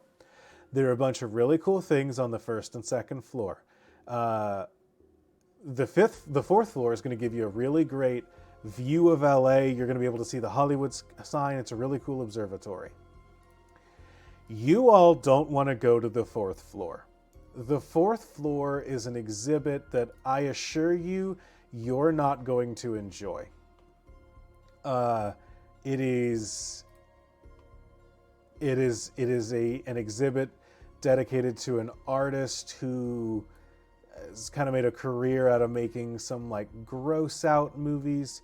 I'm not entirely sure why he's there, to be perfectly honest, in the Academy Awards Museum, but you're gonna want to avoid that floor in that exhibit. So my thought was, I gotta see what's on the 4th floor. Y'all, it was an incredible John Waters exhibit called The Pope of Trash. I think that might be my favorite thing that I saw this past weekend was The Pope of Trash, the John Waters exhibit, where they had so many really cool like costumes from his movies and just like some scripts and like shooting scripts, so scripts that included like the rewrite notes and stuff as they're going along. It was incredible. It was such a cool experience on the 4th floor.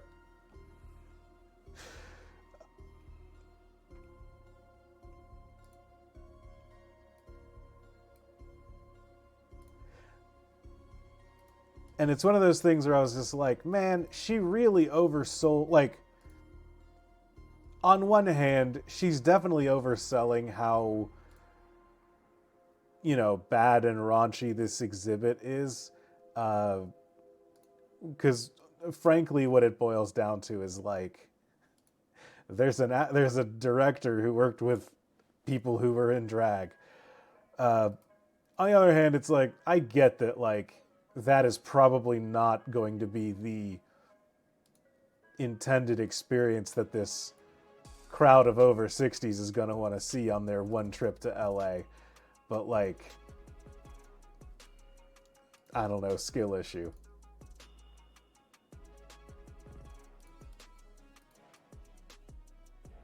But it was really cool to see, and I'm glad that I didn't listen.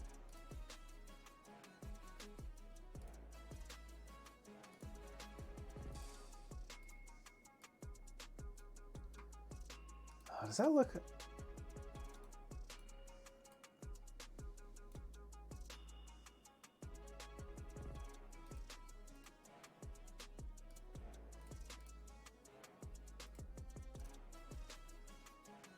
Does that look right?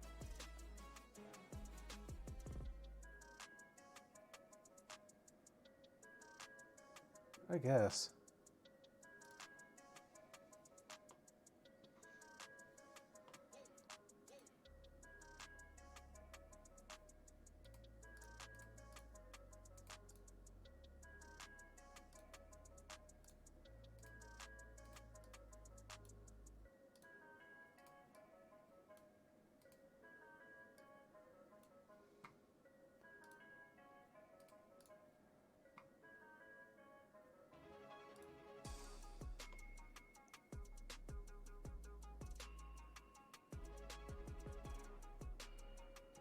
All right, I think this is looking good so far.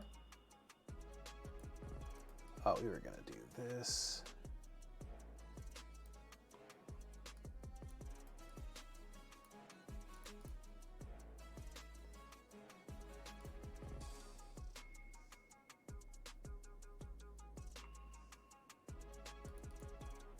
That's super weird, but welcome back. All right, moment of truth. Let's see if we can get some water under the bridge.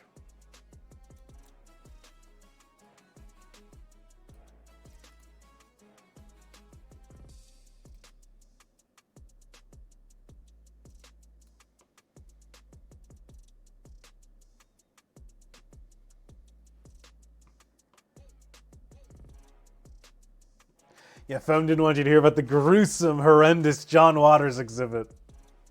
Mercy me, mercy my.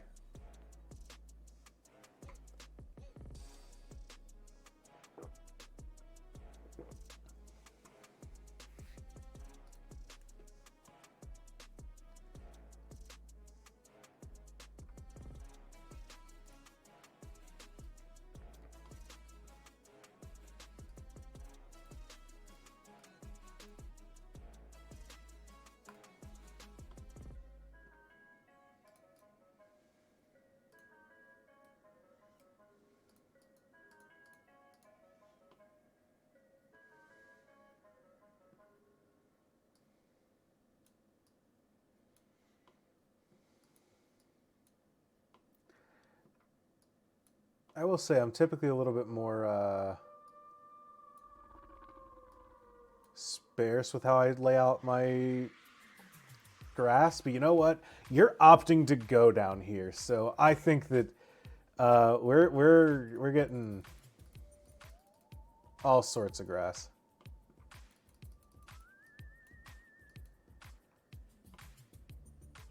Grizzy, what was your LA trip?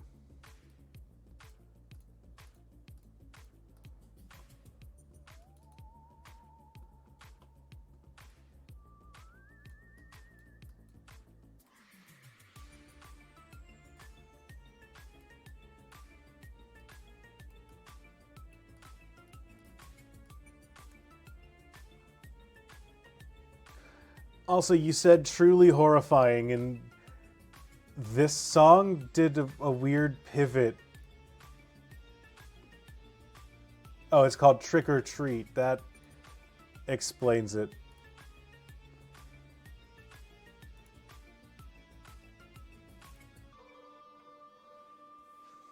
Yeah, very spooky music.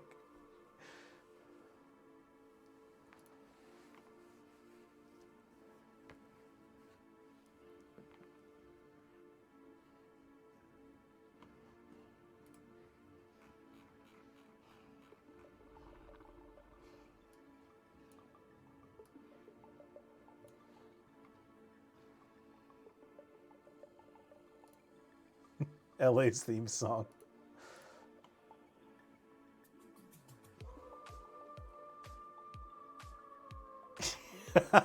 In LA for 2 nights. For one of them, my parents decided we were all going to attend the recording of the goddamn Jimmy Kimmel show. Hell yeah, James Kimmel.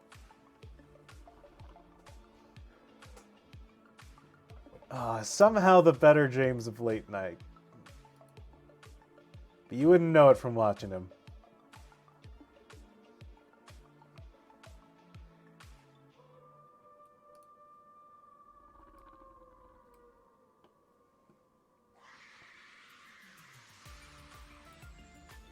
Oh, we got some sort of weird animal on the track.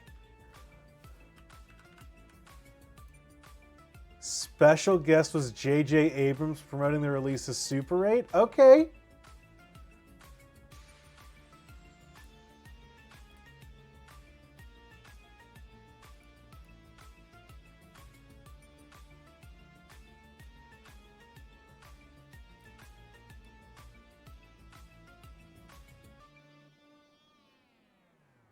The entire audience was then given tickets and put on buses to go see it immediately afterwards.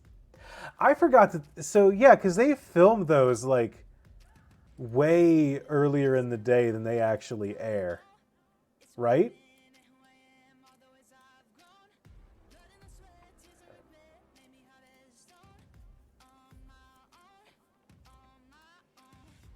Like, what time did you go to the... What time was the screening? Yeah, the recording's at like 3 p.m. Okay.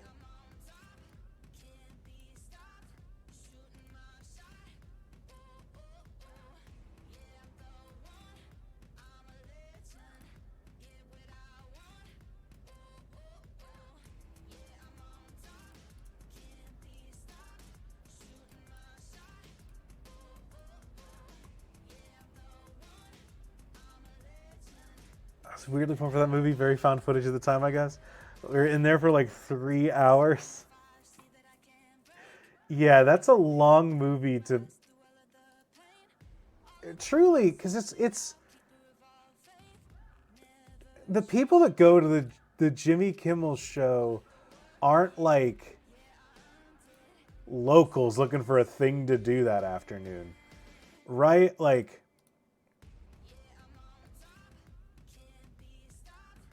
you probably have plans if you're in LA. You're just like, great, at 3 we'll go see James, and then 4 to 6 will be the purging period, and then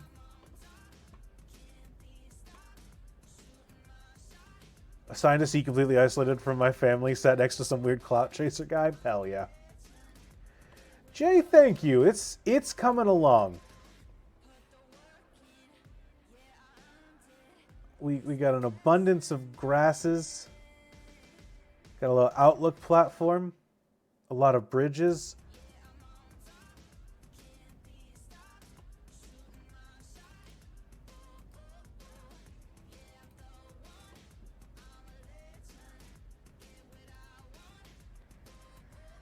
The site you can sign up for and get audience tickets for all sorts of those shows.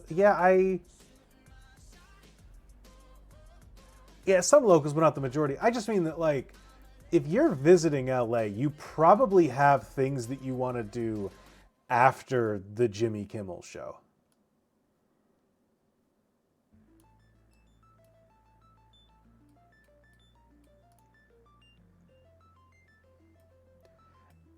Like, and it might even be like, frankly, it might be I'd like to go see a movie at the Chinese theater or whatever, like at a classic, touristy movie theater or whatever. But you pick what movie you want to see.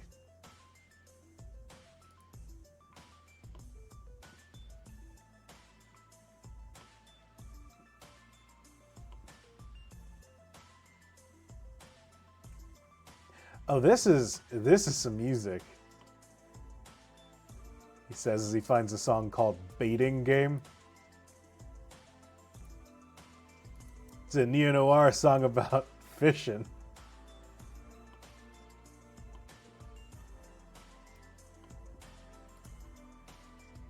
Forget it, Jake. It's Poughkeepsie.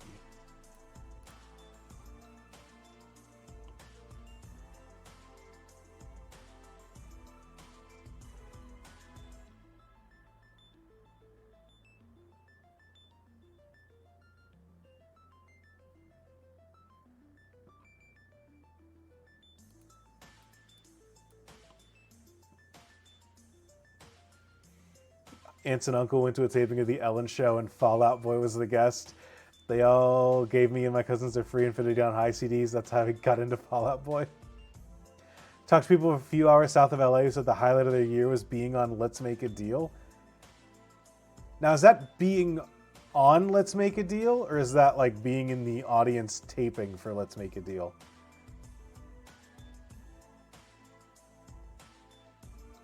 Because frankly, I could make a deal. I could stand to make a deal.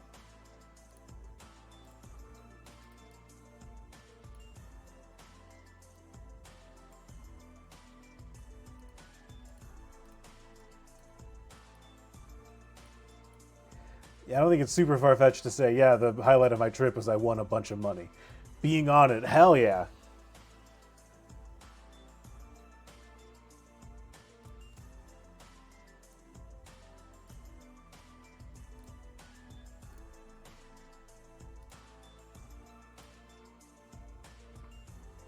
One of them at least? Nice.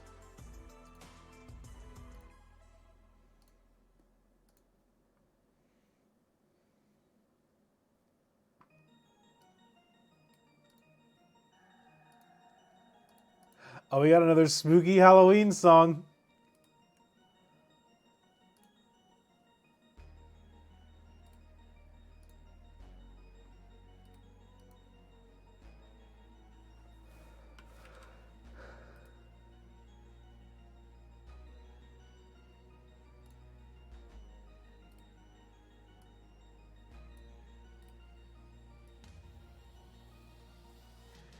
I will say, caveat here at the Moonshot Network, we pay for Soundstripe. We are not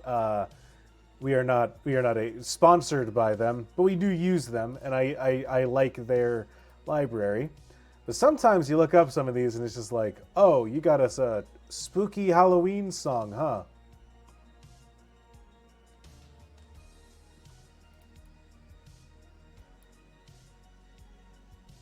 Didn't realize that's what we were looking at for dark electronic, but here we are.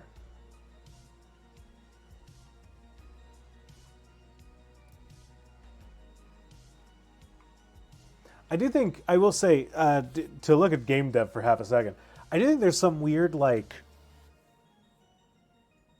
color theory going on. Because when I look at this color yellow on here, it feels like this color yellow to me. But if I try to put this down, I'm sure it's going to look... Yeah, that looks way yellower.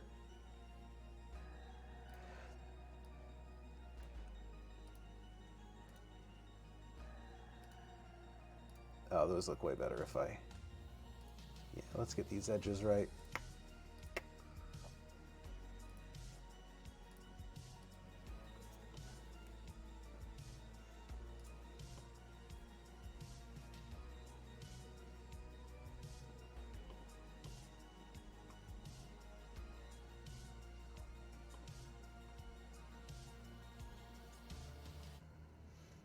Yeah, that kind of higher, drier feel is what I'm going for.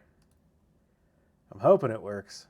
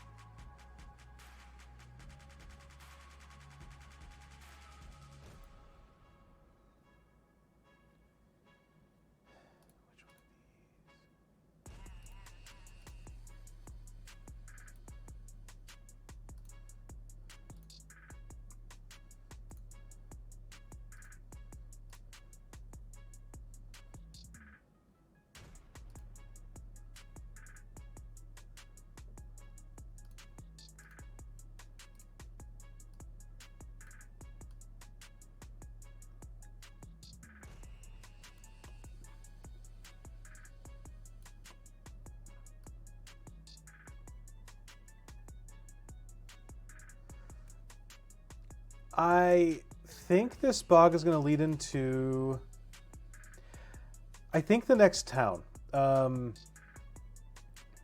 So far, my general map layout, I can actually pull this up and show you in the game itself.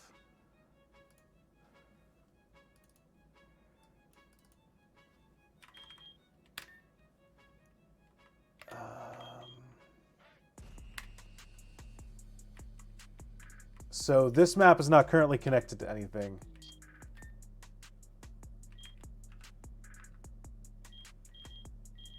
But nope, I don't want to add a map.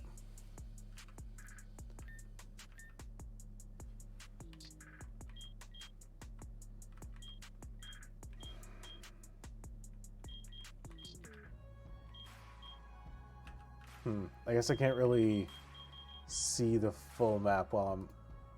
Let me here. So the way that this... Yeah, let me... If I start from here, I should be able to...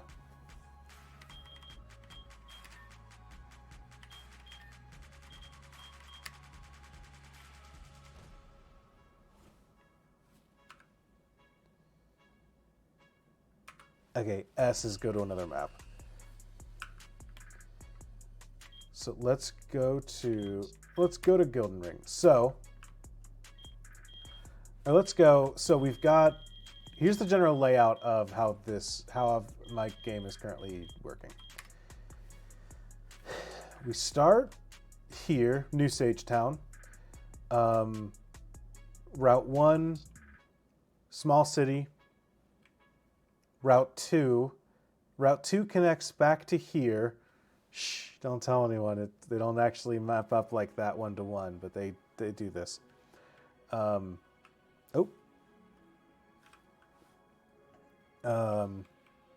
So Route 2, Arkvale Town, Tumblestep.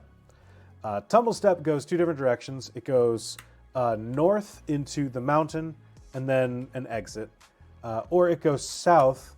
Right now, I currently have it going south into this big area where a bridge is out and we're surfing along. I think I'm going to change this from being a coastal bridge to a river bridge. I think I want to have this region be... before I had it as I was thinking generally two separate islands. I think that I want to split this into much more closer one continent with a big river running between the middle of it. And I think that river is going to connect back up to this,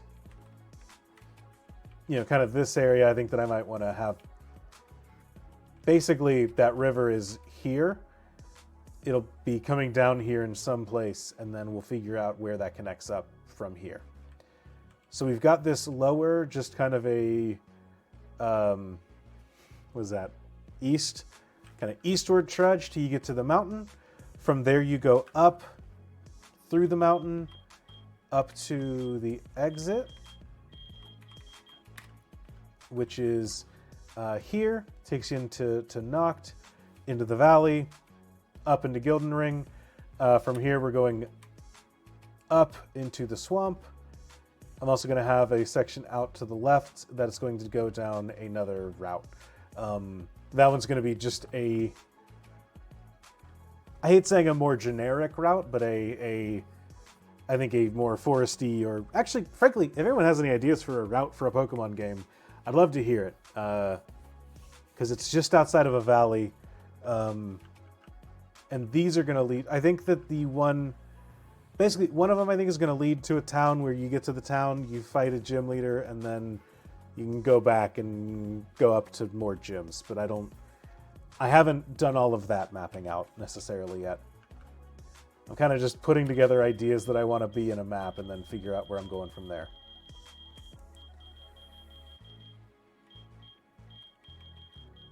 And this is... Yeah, so the bog isn't going to connect directly. It's going to be a teleporting connection. So it'll be its own separate map, and then...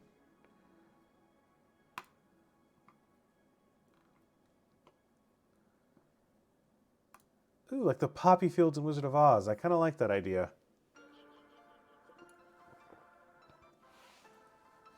I also want to look at popular tons of Pokemon that want you to take a nap. I do want to look at what types I want to do something with, because I haven't really done a dedicated thing with fire types. I feel like those are hard to come up with an area where it's just hey, this is the fire swamp, right? I haven't really done much with fire types. I feel like water, bug, grass, ground, some poison in here, ghost, dark. I've had some areas kind of dedicated to those. I've dispersed in some fairy types, one or two fire types as we've gone through, but nothing major. I like the idea of geysers and sulfur pits. I don't have the tile set for that. I'd have to figure out. One thing is that everything I've done so far has been without importing any tile sets. And I do think I need to bite the bullet and figure out how to find tile sets that are free to use and download and use them. But I haven't added anything custom like that yet. Yeah, Jay, I agree with that. I have an idea for something I want to do with ice, but that's going to be on the other side of the river. It's one of those things. Ice feels like it needs a dedicated place for it. Otherwise, you're just like, why is this chili guy here? But like ice, fire, fairy I've interspersed through, but we could do a more focus in an area. But like rock, ground, we've done some stuff. Fighting we've had a couple types in here. I feel like, not to toot my own horn too much, I think I've done a pretty decent job of keeping the game fairly biodiverse while still feeling cohesive. Which is something that is something that I'm very cognizant of and want to like make sure I'm doing a good. I don't want to walk into a route and be like, why are you here? I want it to feel pretty natural that each Pokemon would live in a place like this, while also keeping it as, like, not just being like, great, I'm at the 4th gym leader and I've only caught water types because it's a wet land. So, yeah, figuring out what I want to do as we move. I'm trying to move into a direction of saying like, hey, how do I lean back on grass types and bug types and water?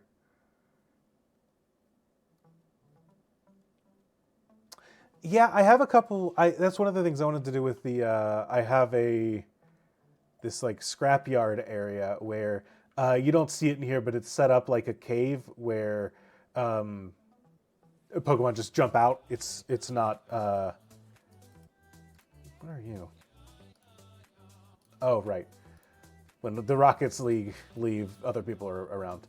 But I have it set up like a cave where Pokemon just jump out at you. So yeah, in here, what are my encounters looking like? Scrapyard, I've got Heatmore, Clink, Magnemite, Varoom, the Steel Meowth, and Cyclizar.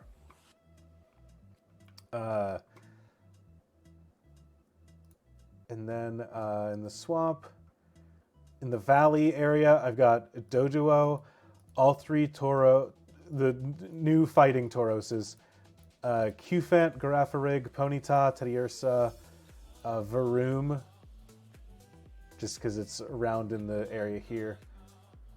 Earlier, before you get to this, you get Fido, Coughing, Morlul, Slowpoke, Hoppip, Poliwag, Skarmory, Tangela, and then a bunch of stuff you can catch in water and stuff. In the cave, we got Knackley, Sandile, Sandshrew, Silicobra, Igglybuff, Klawf, Minior, Phalanx, and Stonejourner. Going fishing, finding stuff. In the woods earlier, I've got Nickit, Toadstool, Drowsy, Esper, Shroomish, Wurmple, and then Murkrow, and then Cascoon or Silcoon. Over at a pond, you can find... Oh, Lickitung. Yeah, those I was just testing. So you can't find Lickitung in land there. You won't find anything on land there. Yeah, Mankey. Voltorb is... a lot of Pokemon I'm doing exclusively one type, so I just have them in the Pokedex as Voltorb, but it is Hisuian Voltorb. Is up in the headbutt tree. Things like that. So, yeah, Route 1 and Route 2, you find a lot of the same Pokemon, but Ekans, Rookidee, Bounsweet, Esper, Fido, Rellor, Pichu, Riolu, or Tyrogue in Route 2. I've got Dwebble, Numel, Sandshrew, Zubat, Cubone, Knackley, Noibat, Stonejourner. So yeah, and then a couple of event Pokemon that I don't want to spoil, but I think I've done a pretty decent job keeping things diverse but cohesive. which I'm looking forward to. I want to make sure we don't run into the same problem as like, I don't know, like Gen 4 Diamond and Pearl, where you're just like, wow, I'm on the third route, or I'm on the 8th route. I see all the same Pokemon I've seen since Route 2. Yeah, I'm not going to make a Pokemon game and not put Cloudfin. You kidding me? You joking? One thing that I'd like to do is to try and set up 2 separate fishing items. One that is a like fishing net and one that is a fishing rod, where the rod helps you find like fish and the skimming net finds like crustaceans and Staryu and things like that. Like 2 different tools to catch water Pokemon.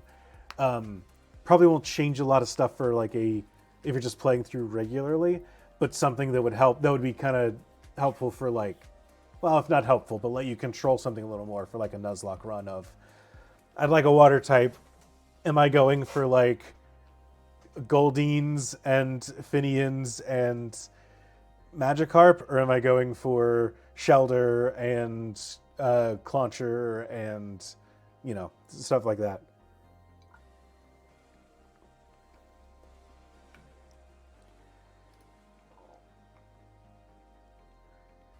Using things on specific terrain to find Pokemon really went by the wayside as an idea. Yeah, kinda.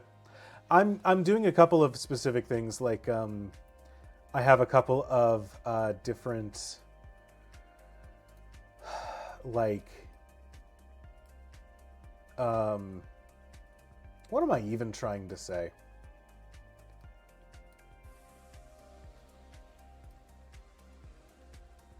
Oh, things like Rock Smash. I always loved the idea that you can use Rock Smash and find a Pokemon hiding under the rock that you just destroyed. So that's something that I wanna incorporate and find a couple of different Pokemon that you like can only find using Rock Smash on specific rocks. There's a lot of stuff that I feel like has been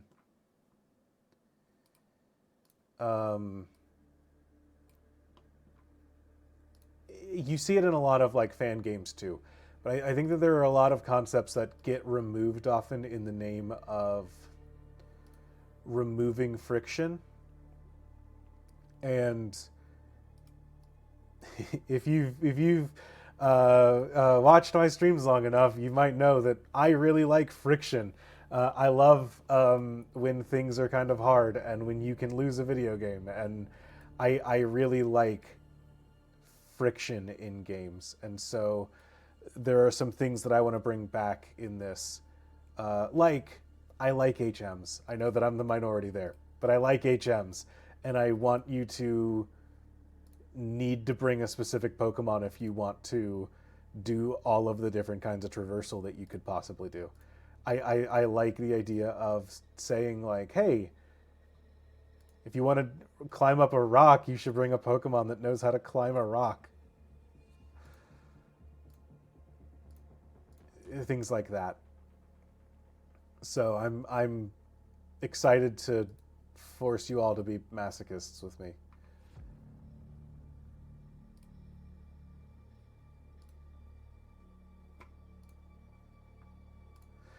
I feel like I said that and the music immediately got upset.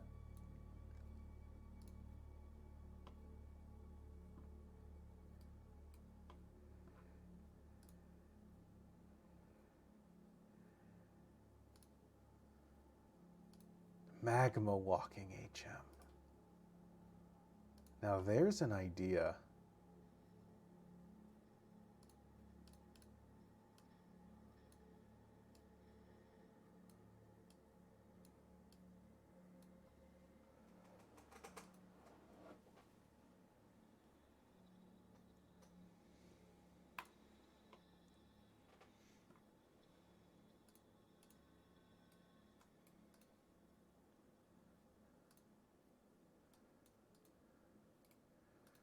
You HM in space, it push you backwards.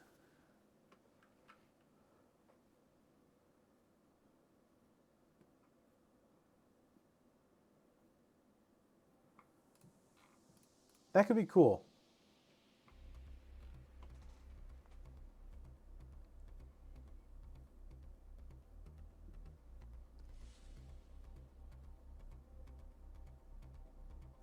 I'm also kind of curious about, and I don't know that I'm going to be the one to fix it, but like,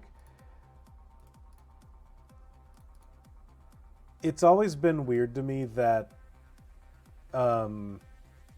like, surf is the only defensible HM move, and like, I don't want to have to make them all good. But I do think that I don't know, having an HM that can be good in a fight is like maybe not a bad thing.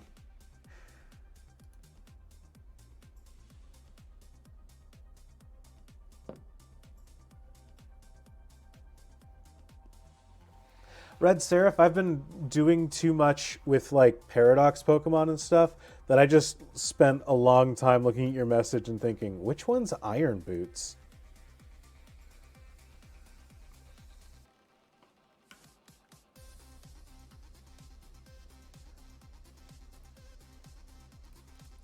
Ooh, a Repel HM. I kind of like that idea. I don't know that I necessarily want to implement new HMs into this game, but I do want to make players use them.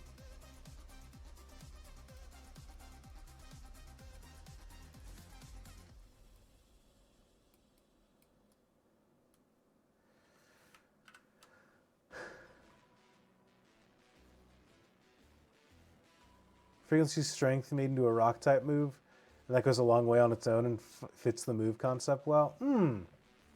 I've seen Cut as a bug move before.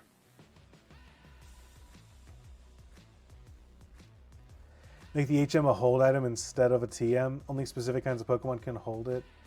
Not necessarily pitch for your game unless you want it, just in general. See, that to me is less...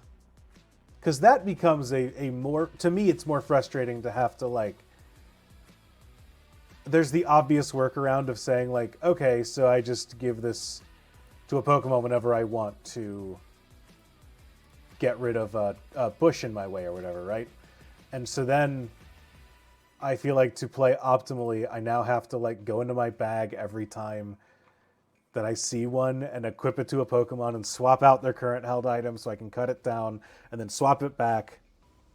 And it's one of those things that, like, reduces the friction of...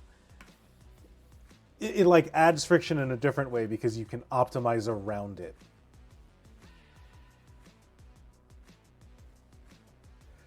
Having the game force you to either get good with HM moves or have a traveling team and a story team would be kind of cool. I will say I don't want to make like... I don't want... I really like I think HMs are in their sweet spot when they are not required for progression, but they are required for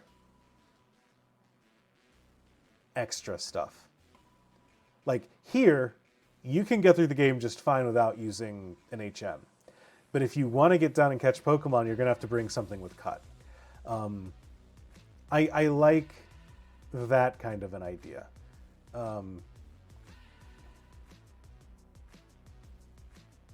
It's the same optimization as teaching something in HM then getting it deleted soon after, which is what I did a lot. That's fair, but I want it to hurt. Doing that costs a TM or it costs something, so I do definitely, I take your point.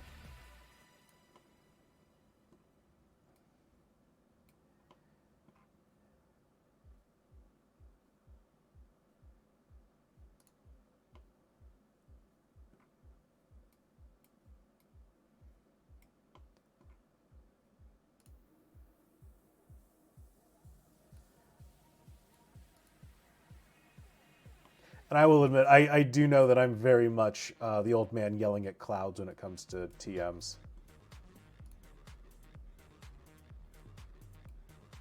I am very much saying, like, I think you should make my game experience less enjoyable.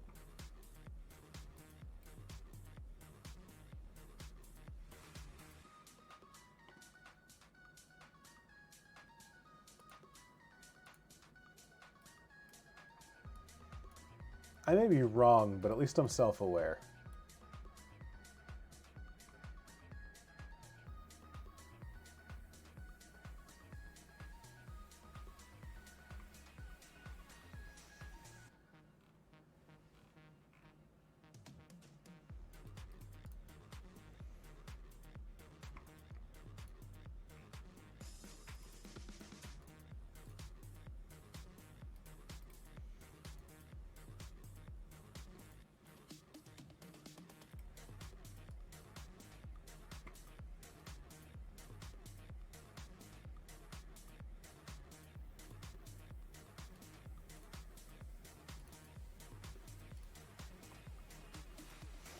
I will say, I don't generally think that this music's good, but I am like, this is a good mix if you don't want to have thought about anything for the last 30 minutes.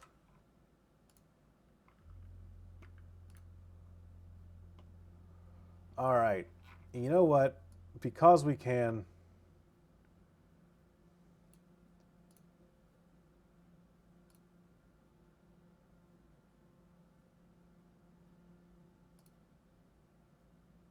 Boop. Where does it go? Who could say?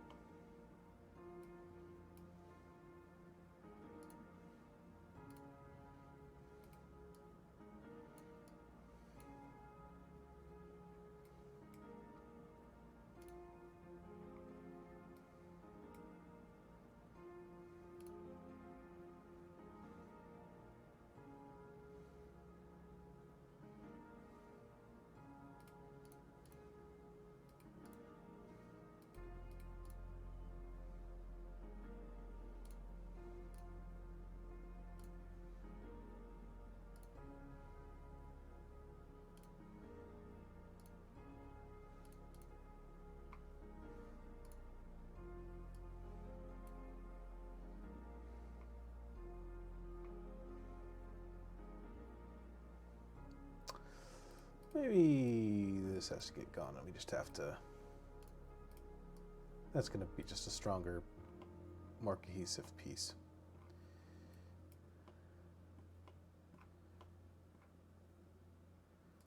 Poink.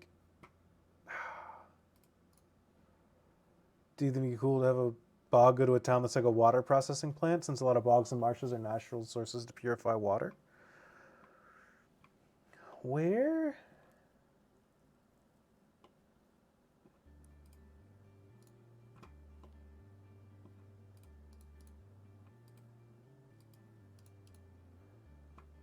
I'm trying to think, who do I have as my next gym?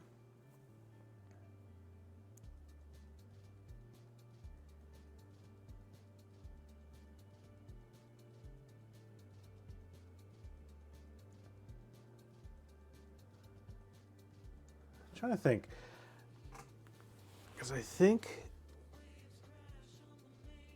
I have an idea for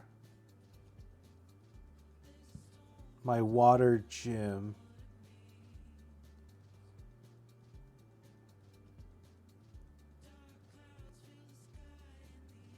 Maybe this could lead to the grass gym leader. If we do water processing, we could do something like, I mean, you're doing like a natural reserve. The grass gym leader's just like, this place is great to raise grass Pokemon because the water here is so pristine. Like, you get you get the real good shit out of the marsh.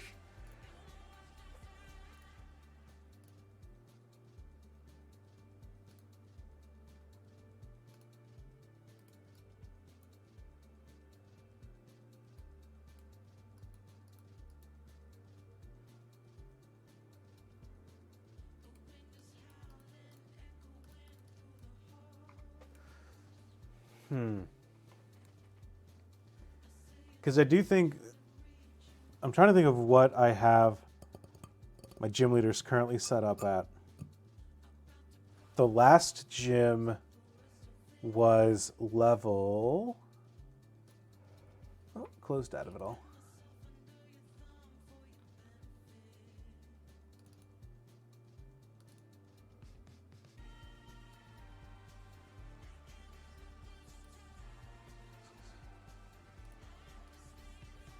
Oh, no, I don't. Okay.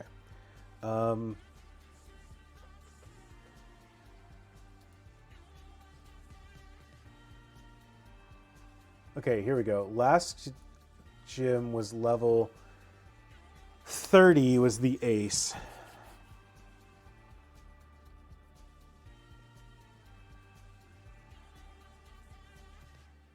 Frankly, we could go up to level 35. The grass type, do I have a grass? I haven't really designed out the grass gym leader yet. This could be the start of... Well, I guess I don't really need it to be a trilogy of fire, grass, water. Because I do think that was an idea before, but I don't think it's where I want it to be long term, especially if things are going to change a bit. Rock, I think it might be a little too soon for. If I want this to be level 35, I think that my idea for a rock trainer doesn't quite fit there.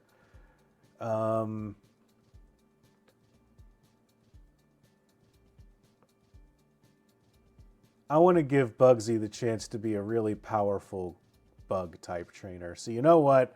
I think that this... Yeah, maybe this goes up to a place. We get like a water processing plant, does stuff in the Vog. Maybe I put 1 or 2 extra grass Pokemon in this bog itself to... Because before it was just like a swamp. We're going to be gross. We're going to be grimy. We've pivoted to a bog. So let's take a look at the Pokemon now and see if, like...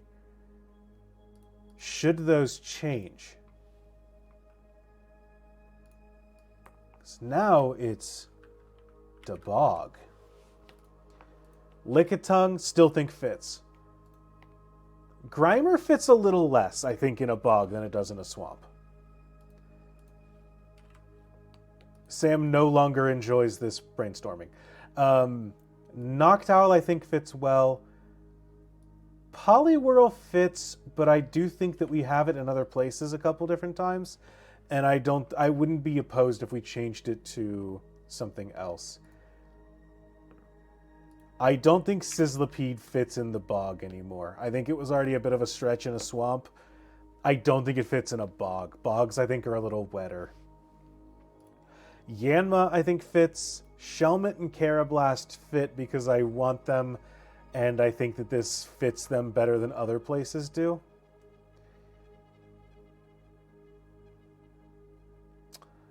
Araquanid. There's an idea. I do love Araquanid.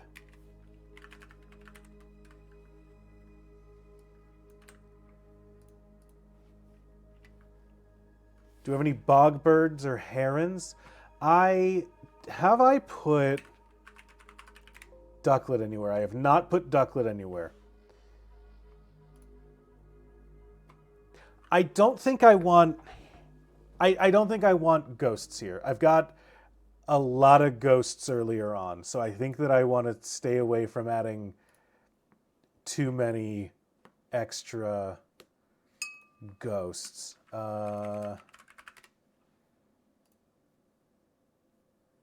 Has anyone else been getting this lately, where Bulbapedia doesn't trust you're a person?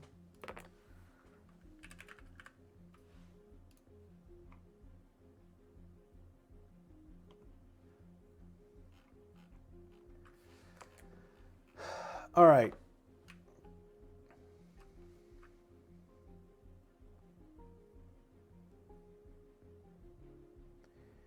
Bees, dragonflies, and slugs? Yeah. Ooh, Paldean Whooper could fit here.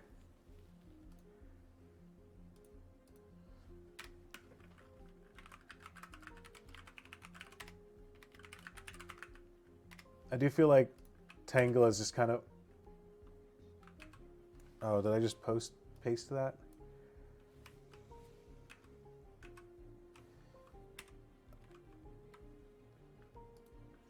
Control F, Tangela.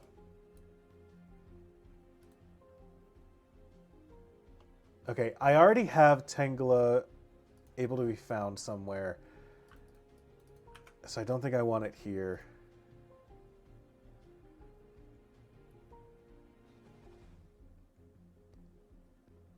Bees, dragonflies, and slugs.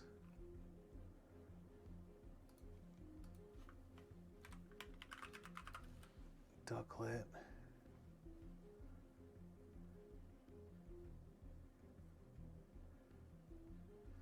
Sorry, scrolling through.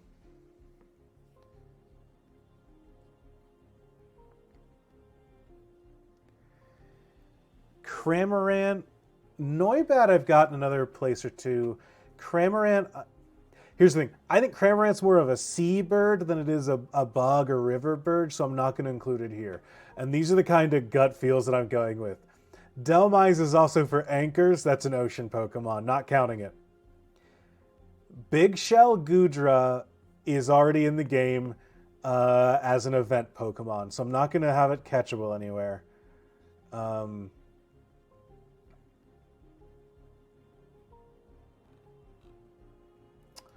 Masquerain is a good call.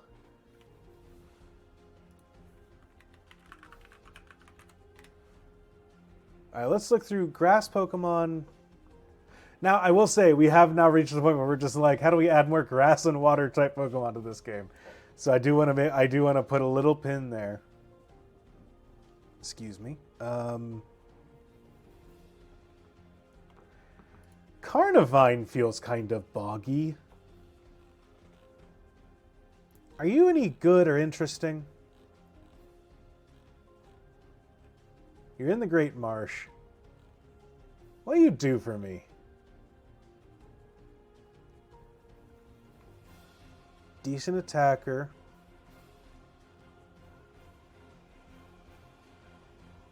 It's been a bog boy since the beginning. Yeah, immune to...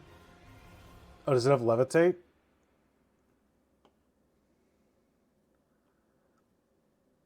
Why do you have levitate?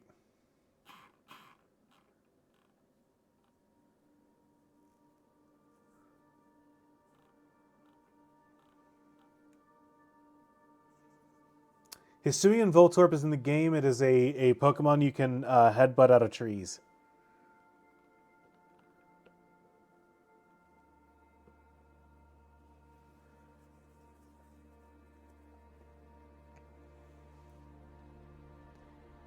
Does Carnivine do anything for us that the Weepinbell line doesn't already? Just vibes-wise?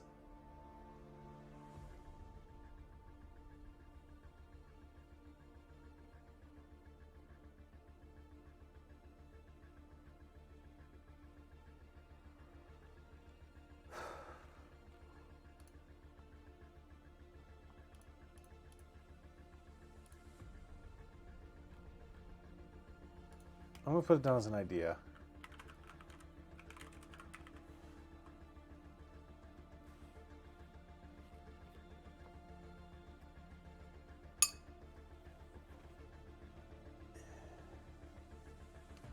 Fomantis. We can put Ogerpon in here.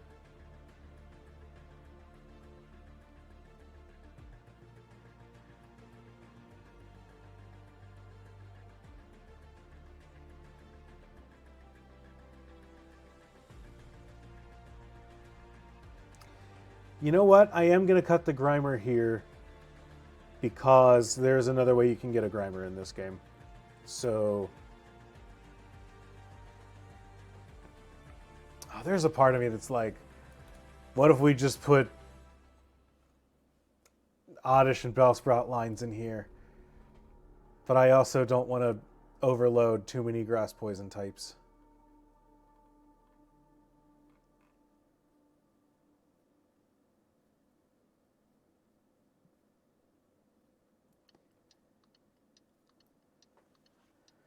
Nine of Needles, I like that idea. I don't know that this system supports setting specific Pokemon for specific like patches of grass like that. I'm not sure how to do that. But I like those kind of ideas of Pokemon in very specific places.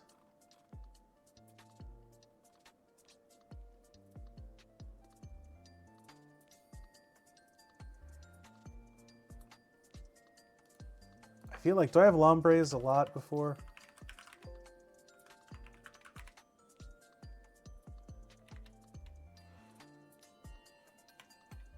What you can fish for? I really thought that I put Lotads in places.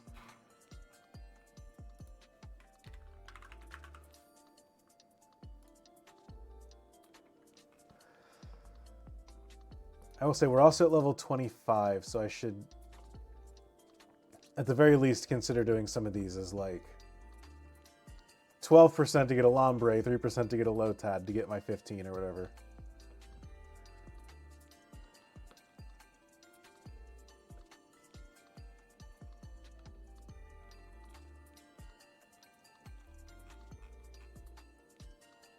All right, I think I hit my limits there on what I'm looking at. A lot of these we can just kind of clear away by the fact that they're fish. Like, you're not going to find a seal here. There's an argument you could find a Totodile. Or a Mudkip.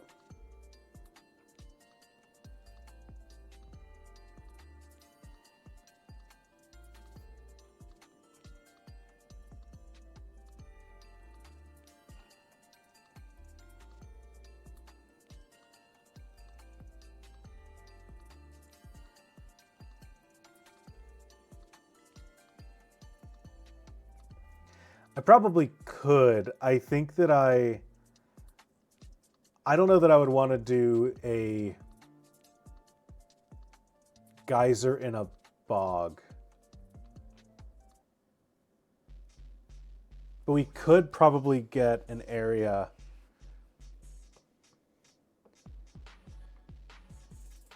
that does something like that.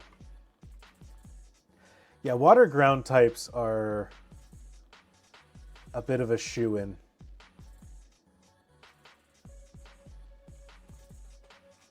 I'm not going to put Shellos just because I don't like Shellos. Shellos is one of my least favorite Pokemon. Shellos and Gastrodon. Bad news about Palpitoad is its replacement.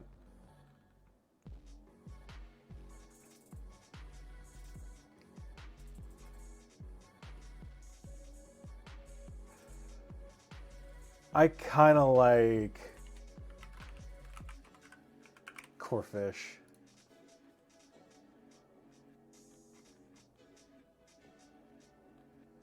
You got Ducklet and Swanna, Dupeter. Boys catch a Dupeter to get more stupider.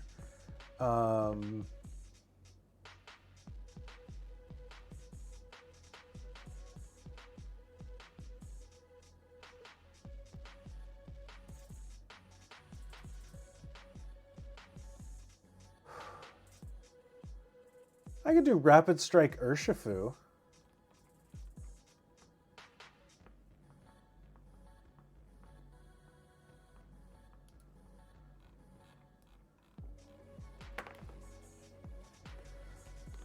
What kind of birds want to eat? I forget that there are so few pure flying types that I was like, what the fuck is this list? Oh, you know what I could put here?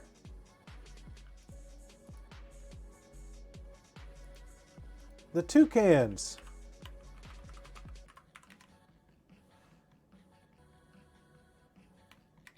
Yeah, I got it on that surf route, but I'm going to change it. I feel like you could find a parrot in a swamp, right? Right? That wouldn't feel super out of place.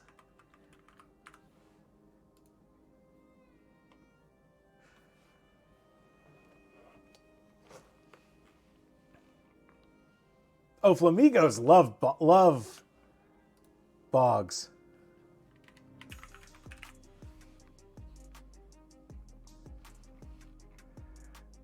You're right. Probably not a swamp.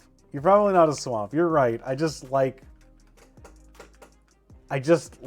Pick-a-Peck and Toucannon.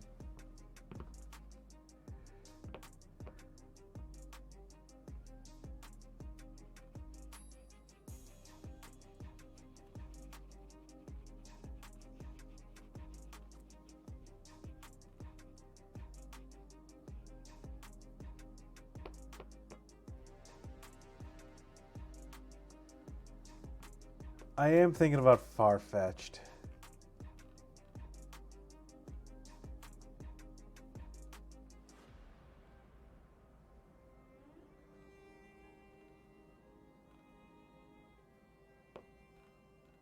None of these birds are really doing for me as like a heron. Like bombardier, I guess, is technically a heron, but that's much more of a like just drops bombs.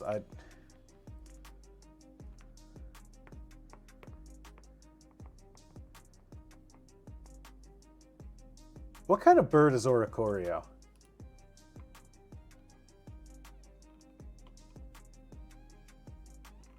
Sorry, we're talking about Bulbapedia. What kind of bird might Oricorio be? It might be inspired by Hawaiian honeycreepers. Okay. There's a passerine. Perching birds. Okay.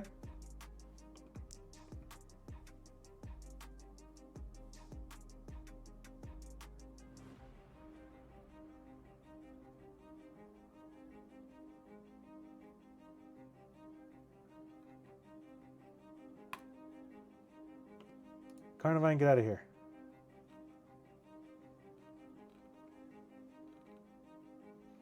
Put UFO in the game.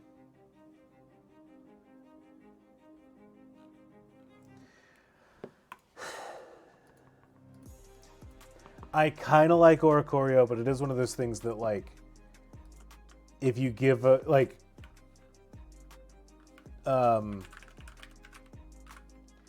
if you include an Oricorio, then you have to account for all 4 types of Oricorio and give the items that change their types, and there's a lot of, like, extra stuff that goes along with that. I'm going to cut Grimer because there are other places you can catch Grimer in this game. And I feel like I've said what it... I don't think that this is a...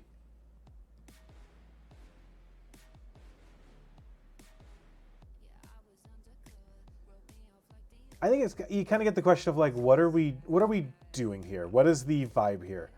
I don't think that this is like...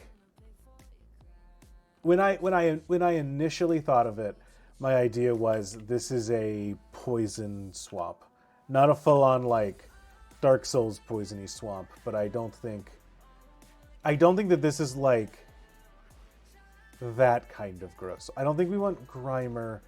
Grimer is more of a man-made pollution guy, and that's why I have Grimer in a different area. So I'm going to cut Grimer. We have Noctowl, which I think fits a dry... I think Noctowl fits a more wooded area better than it fits here. So I think I want to cut Noctowl for...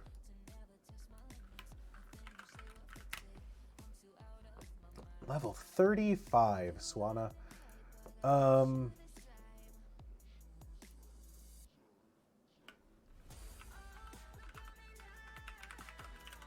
Let's cut for Ducklet. Poliwhirl, I think that we will move to being found on the water. Oh, which you already were there, so boop. Yanma's already here. I think in the water, we're going to run into... I think this one's going to be a little weird. I think that instead of running into a bunch of fish like you normally expect to, what if we run into... I think we're going to run into a flamingo. I think that we're going to hit core fish.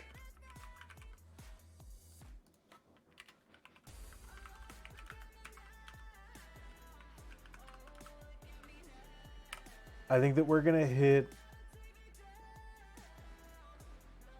Lotads occasionally. But I think that we're mostly going to hit Lombres. Oh, for people that don't know, what I'm looking at right here, the way that this works is that you set the style of encounter that you're into. So in the bog, land, you got a 21% chance of getting a random encounter every time you step onto a land tile, like onto a grass tile, right? So of that 21%, when one triggers, 20% chance that it's a Lickitung, 15% that it's a Ducklet, 10 that it's a Yanma, etc. That Lickitung is going to be between levels 22 and 27. I could set things more granularly and say, like, I don't know, you got a 20% chance of hitting a Lickitung that has the move Poison Jab, and a 20% chance of hitting a Lickitung that has the move Gunk Shot, or whatever. You can do stuff like that. I'm not going to get that granular into it. So Ducklet, at this level, we're only going to hit Ducklets. The far other side of the bog, having an Ice Swamp Skyrim style would be fun. I have been batting my head against a wall trying to figure out how to make a poison ice type work. And I think what I landed on was, what if there was a gross Yeti? But then I've been like really trying to figure out what to call it. Let's check.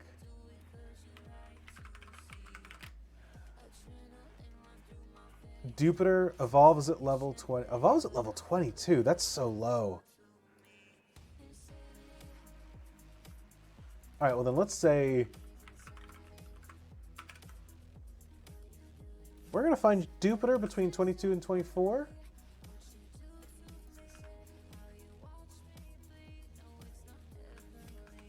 And then a 5% chance of catching Araquanid. And now that I'm saying this, 3 of you are going to the water. Very biodiverse water. I think flamingos are also going to be on land, so let's put you back up here. Cutting Sizzlipede.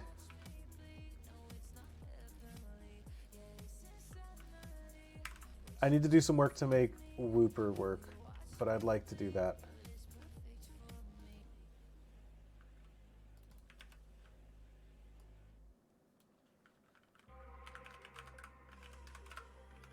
My money's on Farfetch just being like that. No. I steel type Yeti microphone with soundproof. Yatucky. Yatucky's where I come from. Pokemon. Nope.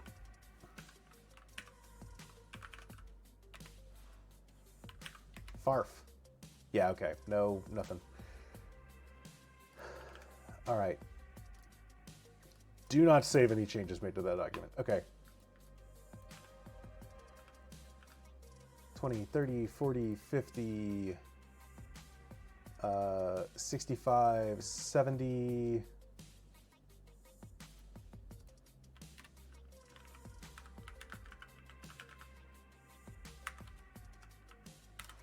is that even how you spell it? Hold on.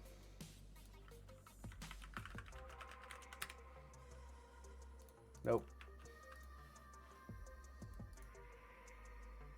Fuck it. I know how to spell Surskit. For the flamingo guy in the poison-centric area, because flamingos can also be extremophiles. That's true. Level 22, okay. All right, well then let's do what I did before.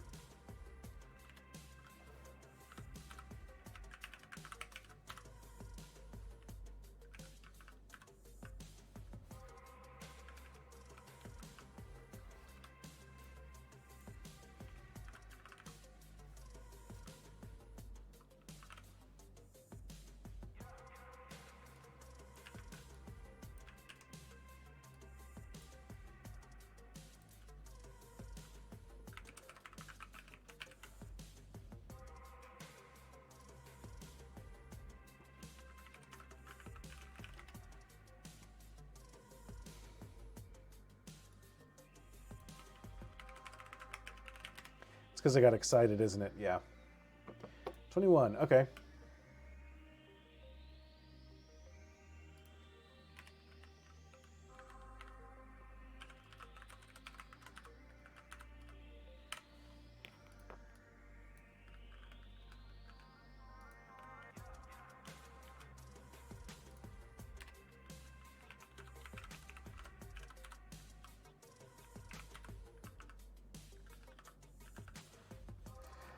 All right.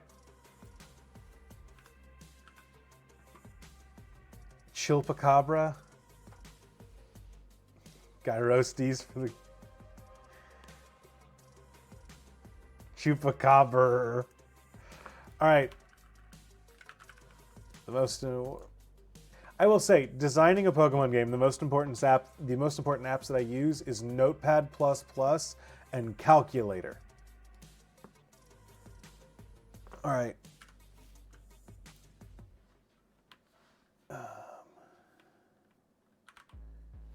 I hate this keyboard so much. I made a mistake. Don't do it. Don't be like me. 20 plus 10 plus 10 plus 10. That should be 50. All right, plus 8 plus 7 plus 5 plus 70, 80, 90, 90. We're at 95.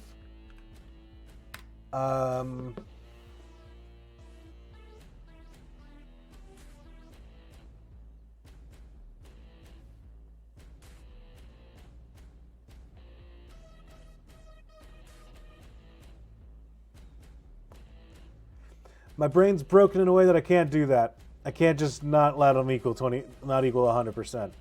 If I say it's 10 here, it's got to actually be 10%.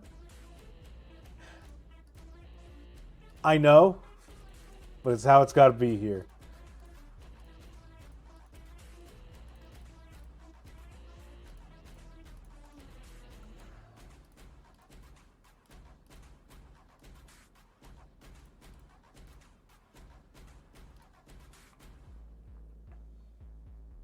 All right, so I got 5 left up top, 10 left down the bottom I can work with, but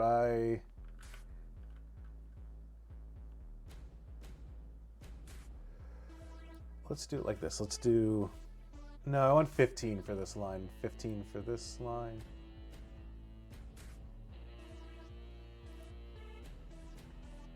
$20 for that, 10, 10, 10, that sounds...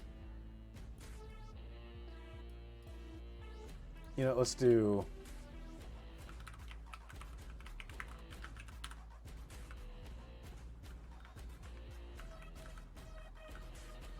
Poliwag.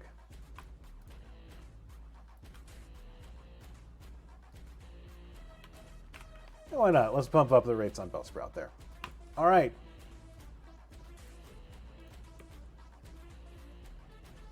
I'll check those later.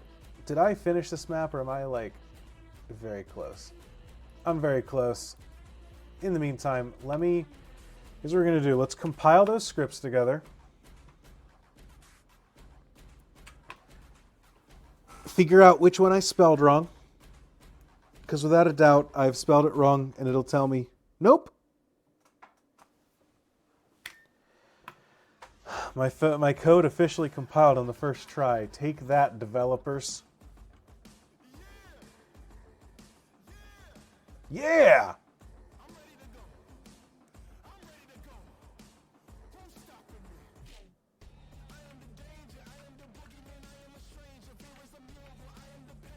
All right, we can go up here. I'm going to check one other thing and make sure I did this right. Does it go to both? It does not. Okay, I'll have to double check and see why that's not working right. Because right now it looks like this event is only affecting these two spaces. Wonderful. Okay. Well, let's figure this out. In the meantime, let me check this real quick and make sure that this is working right. Use cut. I'll need to put those in as actual cut trees and not just map placements, but here we go. Great, I don't accidentally jump down any of these.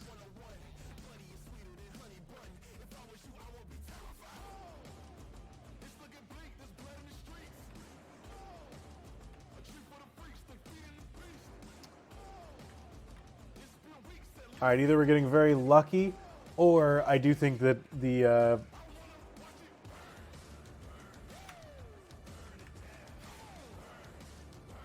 script is no longer connected here. So I'll have to double check that.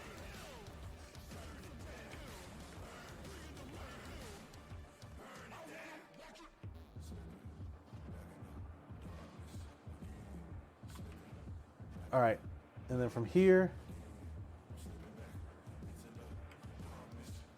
let's just make sure that we can still walk through all these.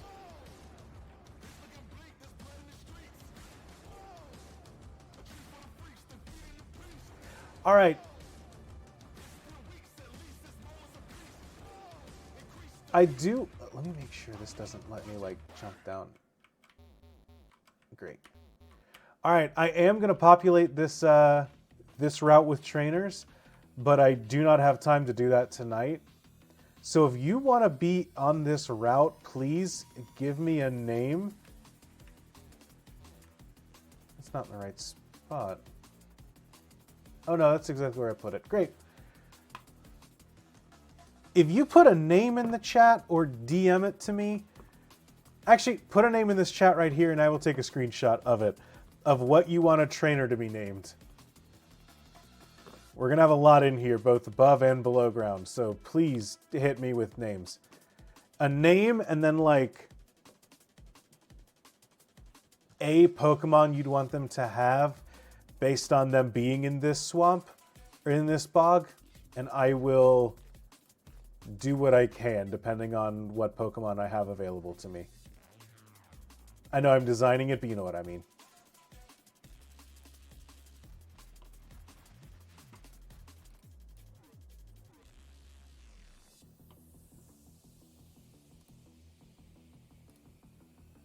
But I'll be going through and doing that.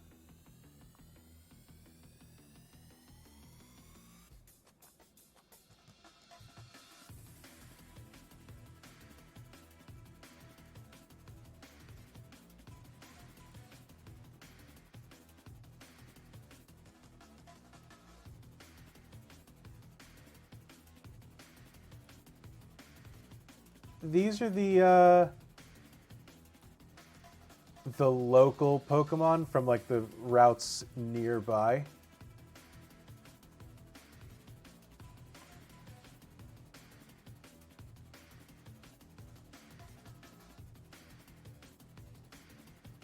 What's wrong with you? Oh, because the name changed here.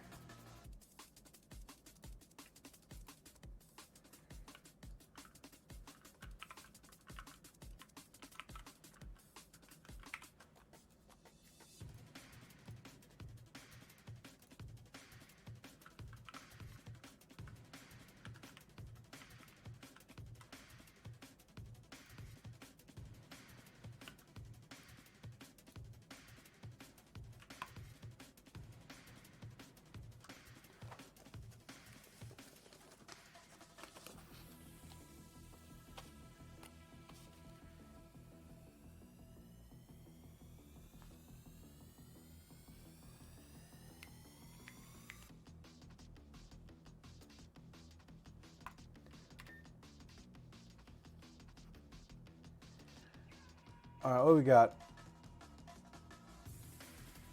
Beaufort with a bug. Got it. Ver with whatever can be found in the bog. Got it. Petra with a ghost grass. Got it.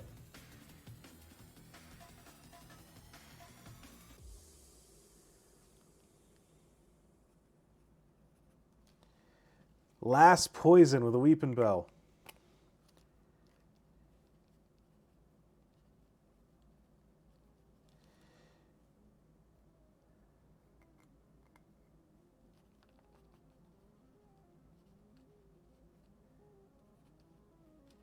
William with Farfetch, Charles, Corf, and Jane with a Ponyta. Hell yeah. All right.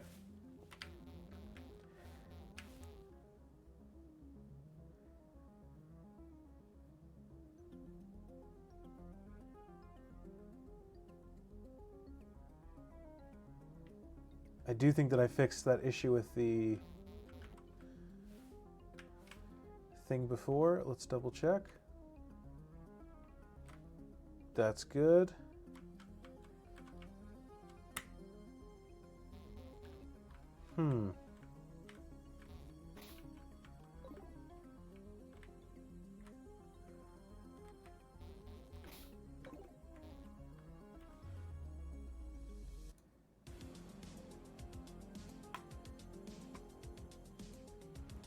Multiple ways to skin a cat. Boop. I'll solve that better later. Hell yeah, Juliet. I got those all down. All right, last but not least, let me take the bog. Oh, no, that's not what I wanted to do.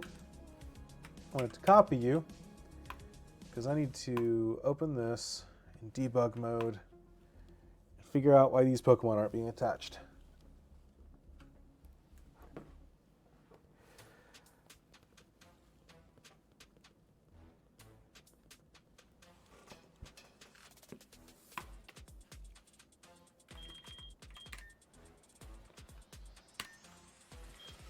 What am I looking at? Wild encounters.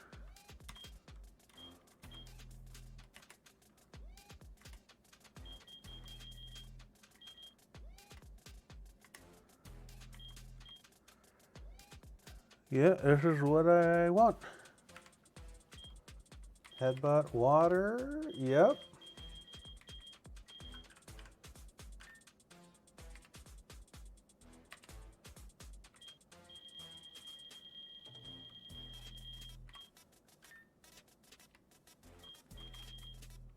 Map metadata, debug. Map position.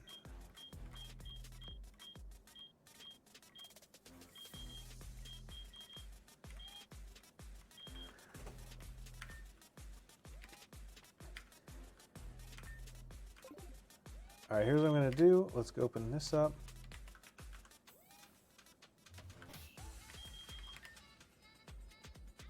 Field option, no.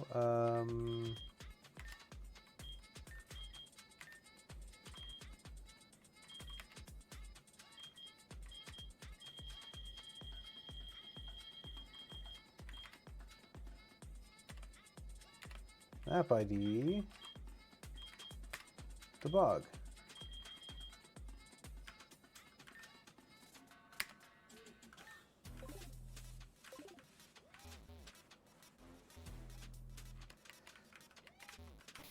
While I'm at it,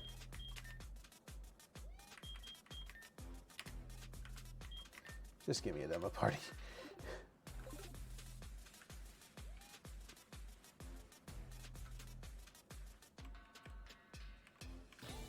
There we go. Okay. Carablast. All right, this is a Pokemon that was on this before, so I just want to find a Pokemon added with the new set, and I'm good to go. Oh, now there's music attached. Well, we'll figure that out later. Surskit, you're new. Are you? That's fine.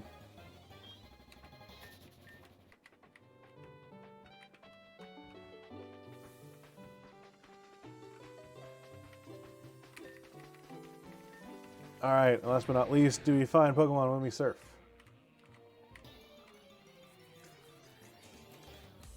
We certainly do.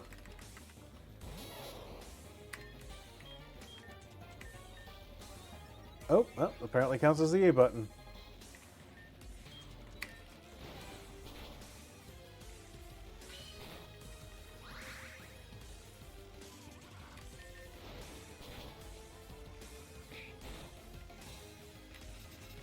Ha! Suck it.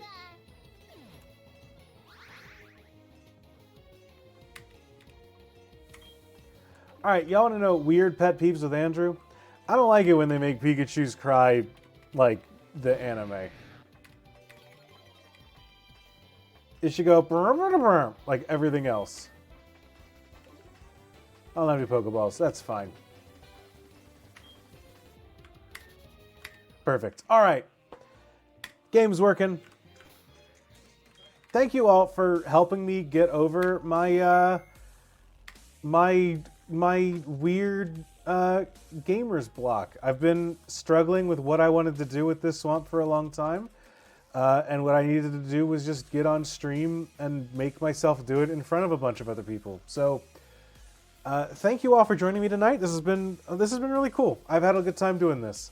Thank you for sticking around with me in Pokemon Essentials. We should be back next week with more of our Pokemontasori run when Sam is feeling a little better. But yeah, thank you for joining us here. Send Sam your recovery energy real quick as well. But we'll be back next time with that. So thank y'all again. Sounds good. All right, you all have a good night. Goodbye, everyone.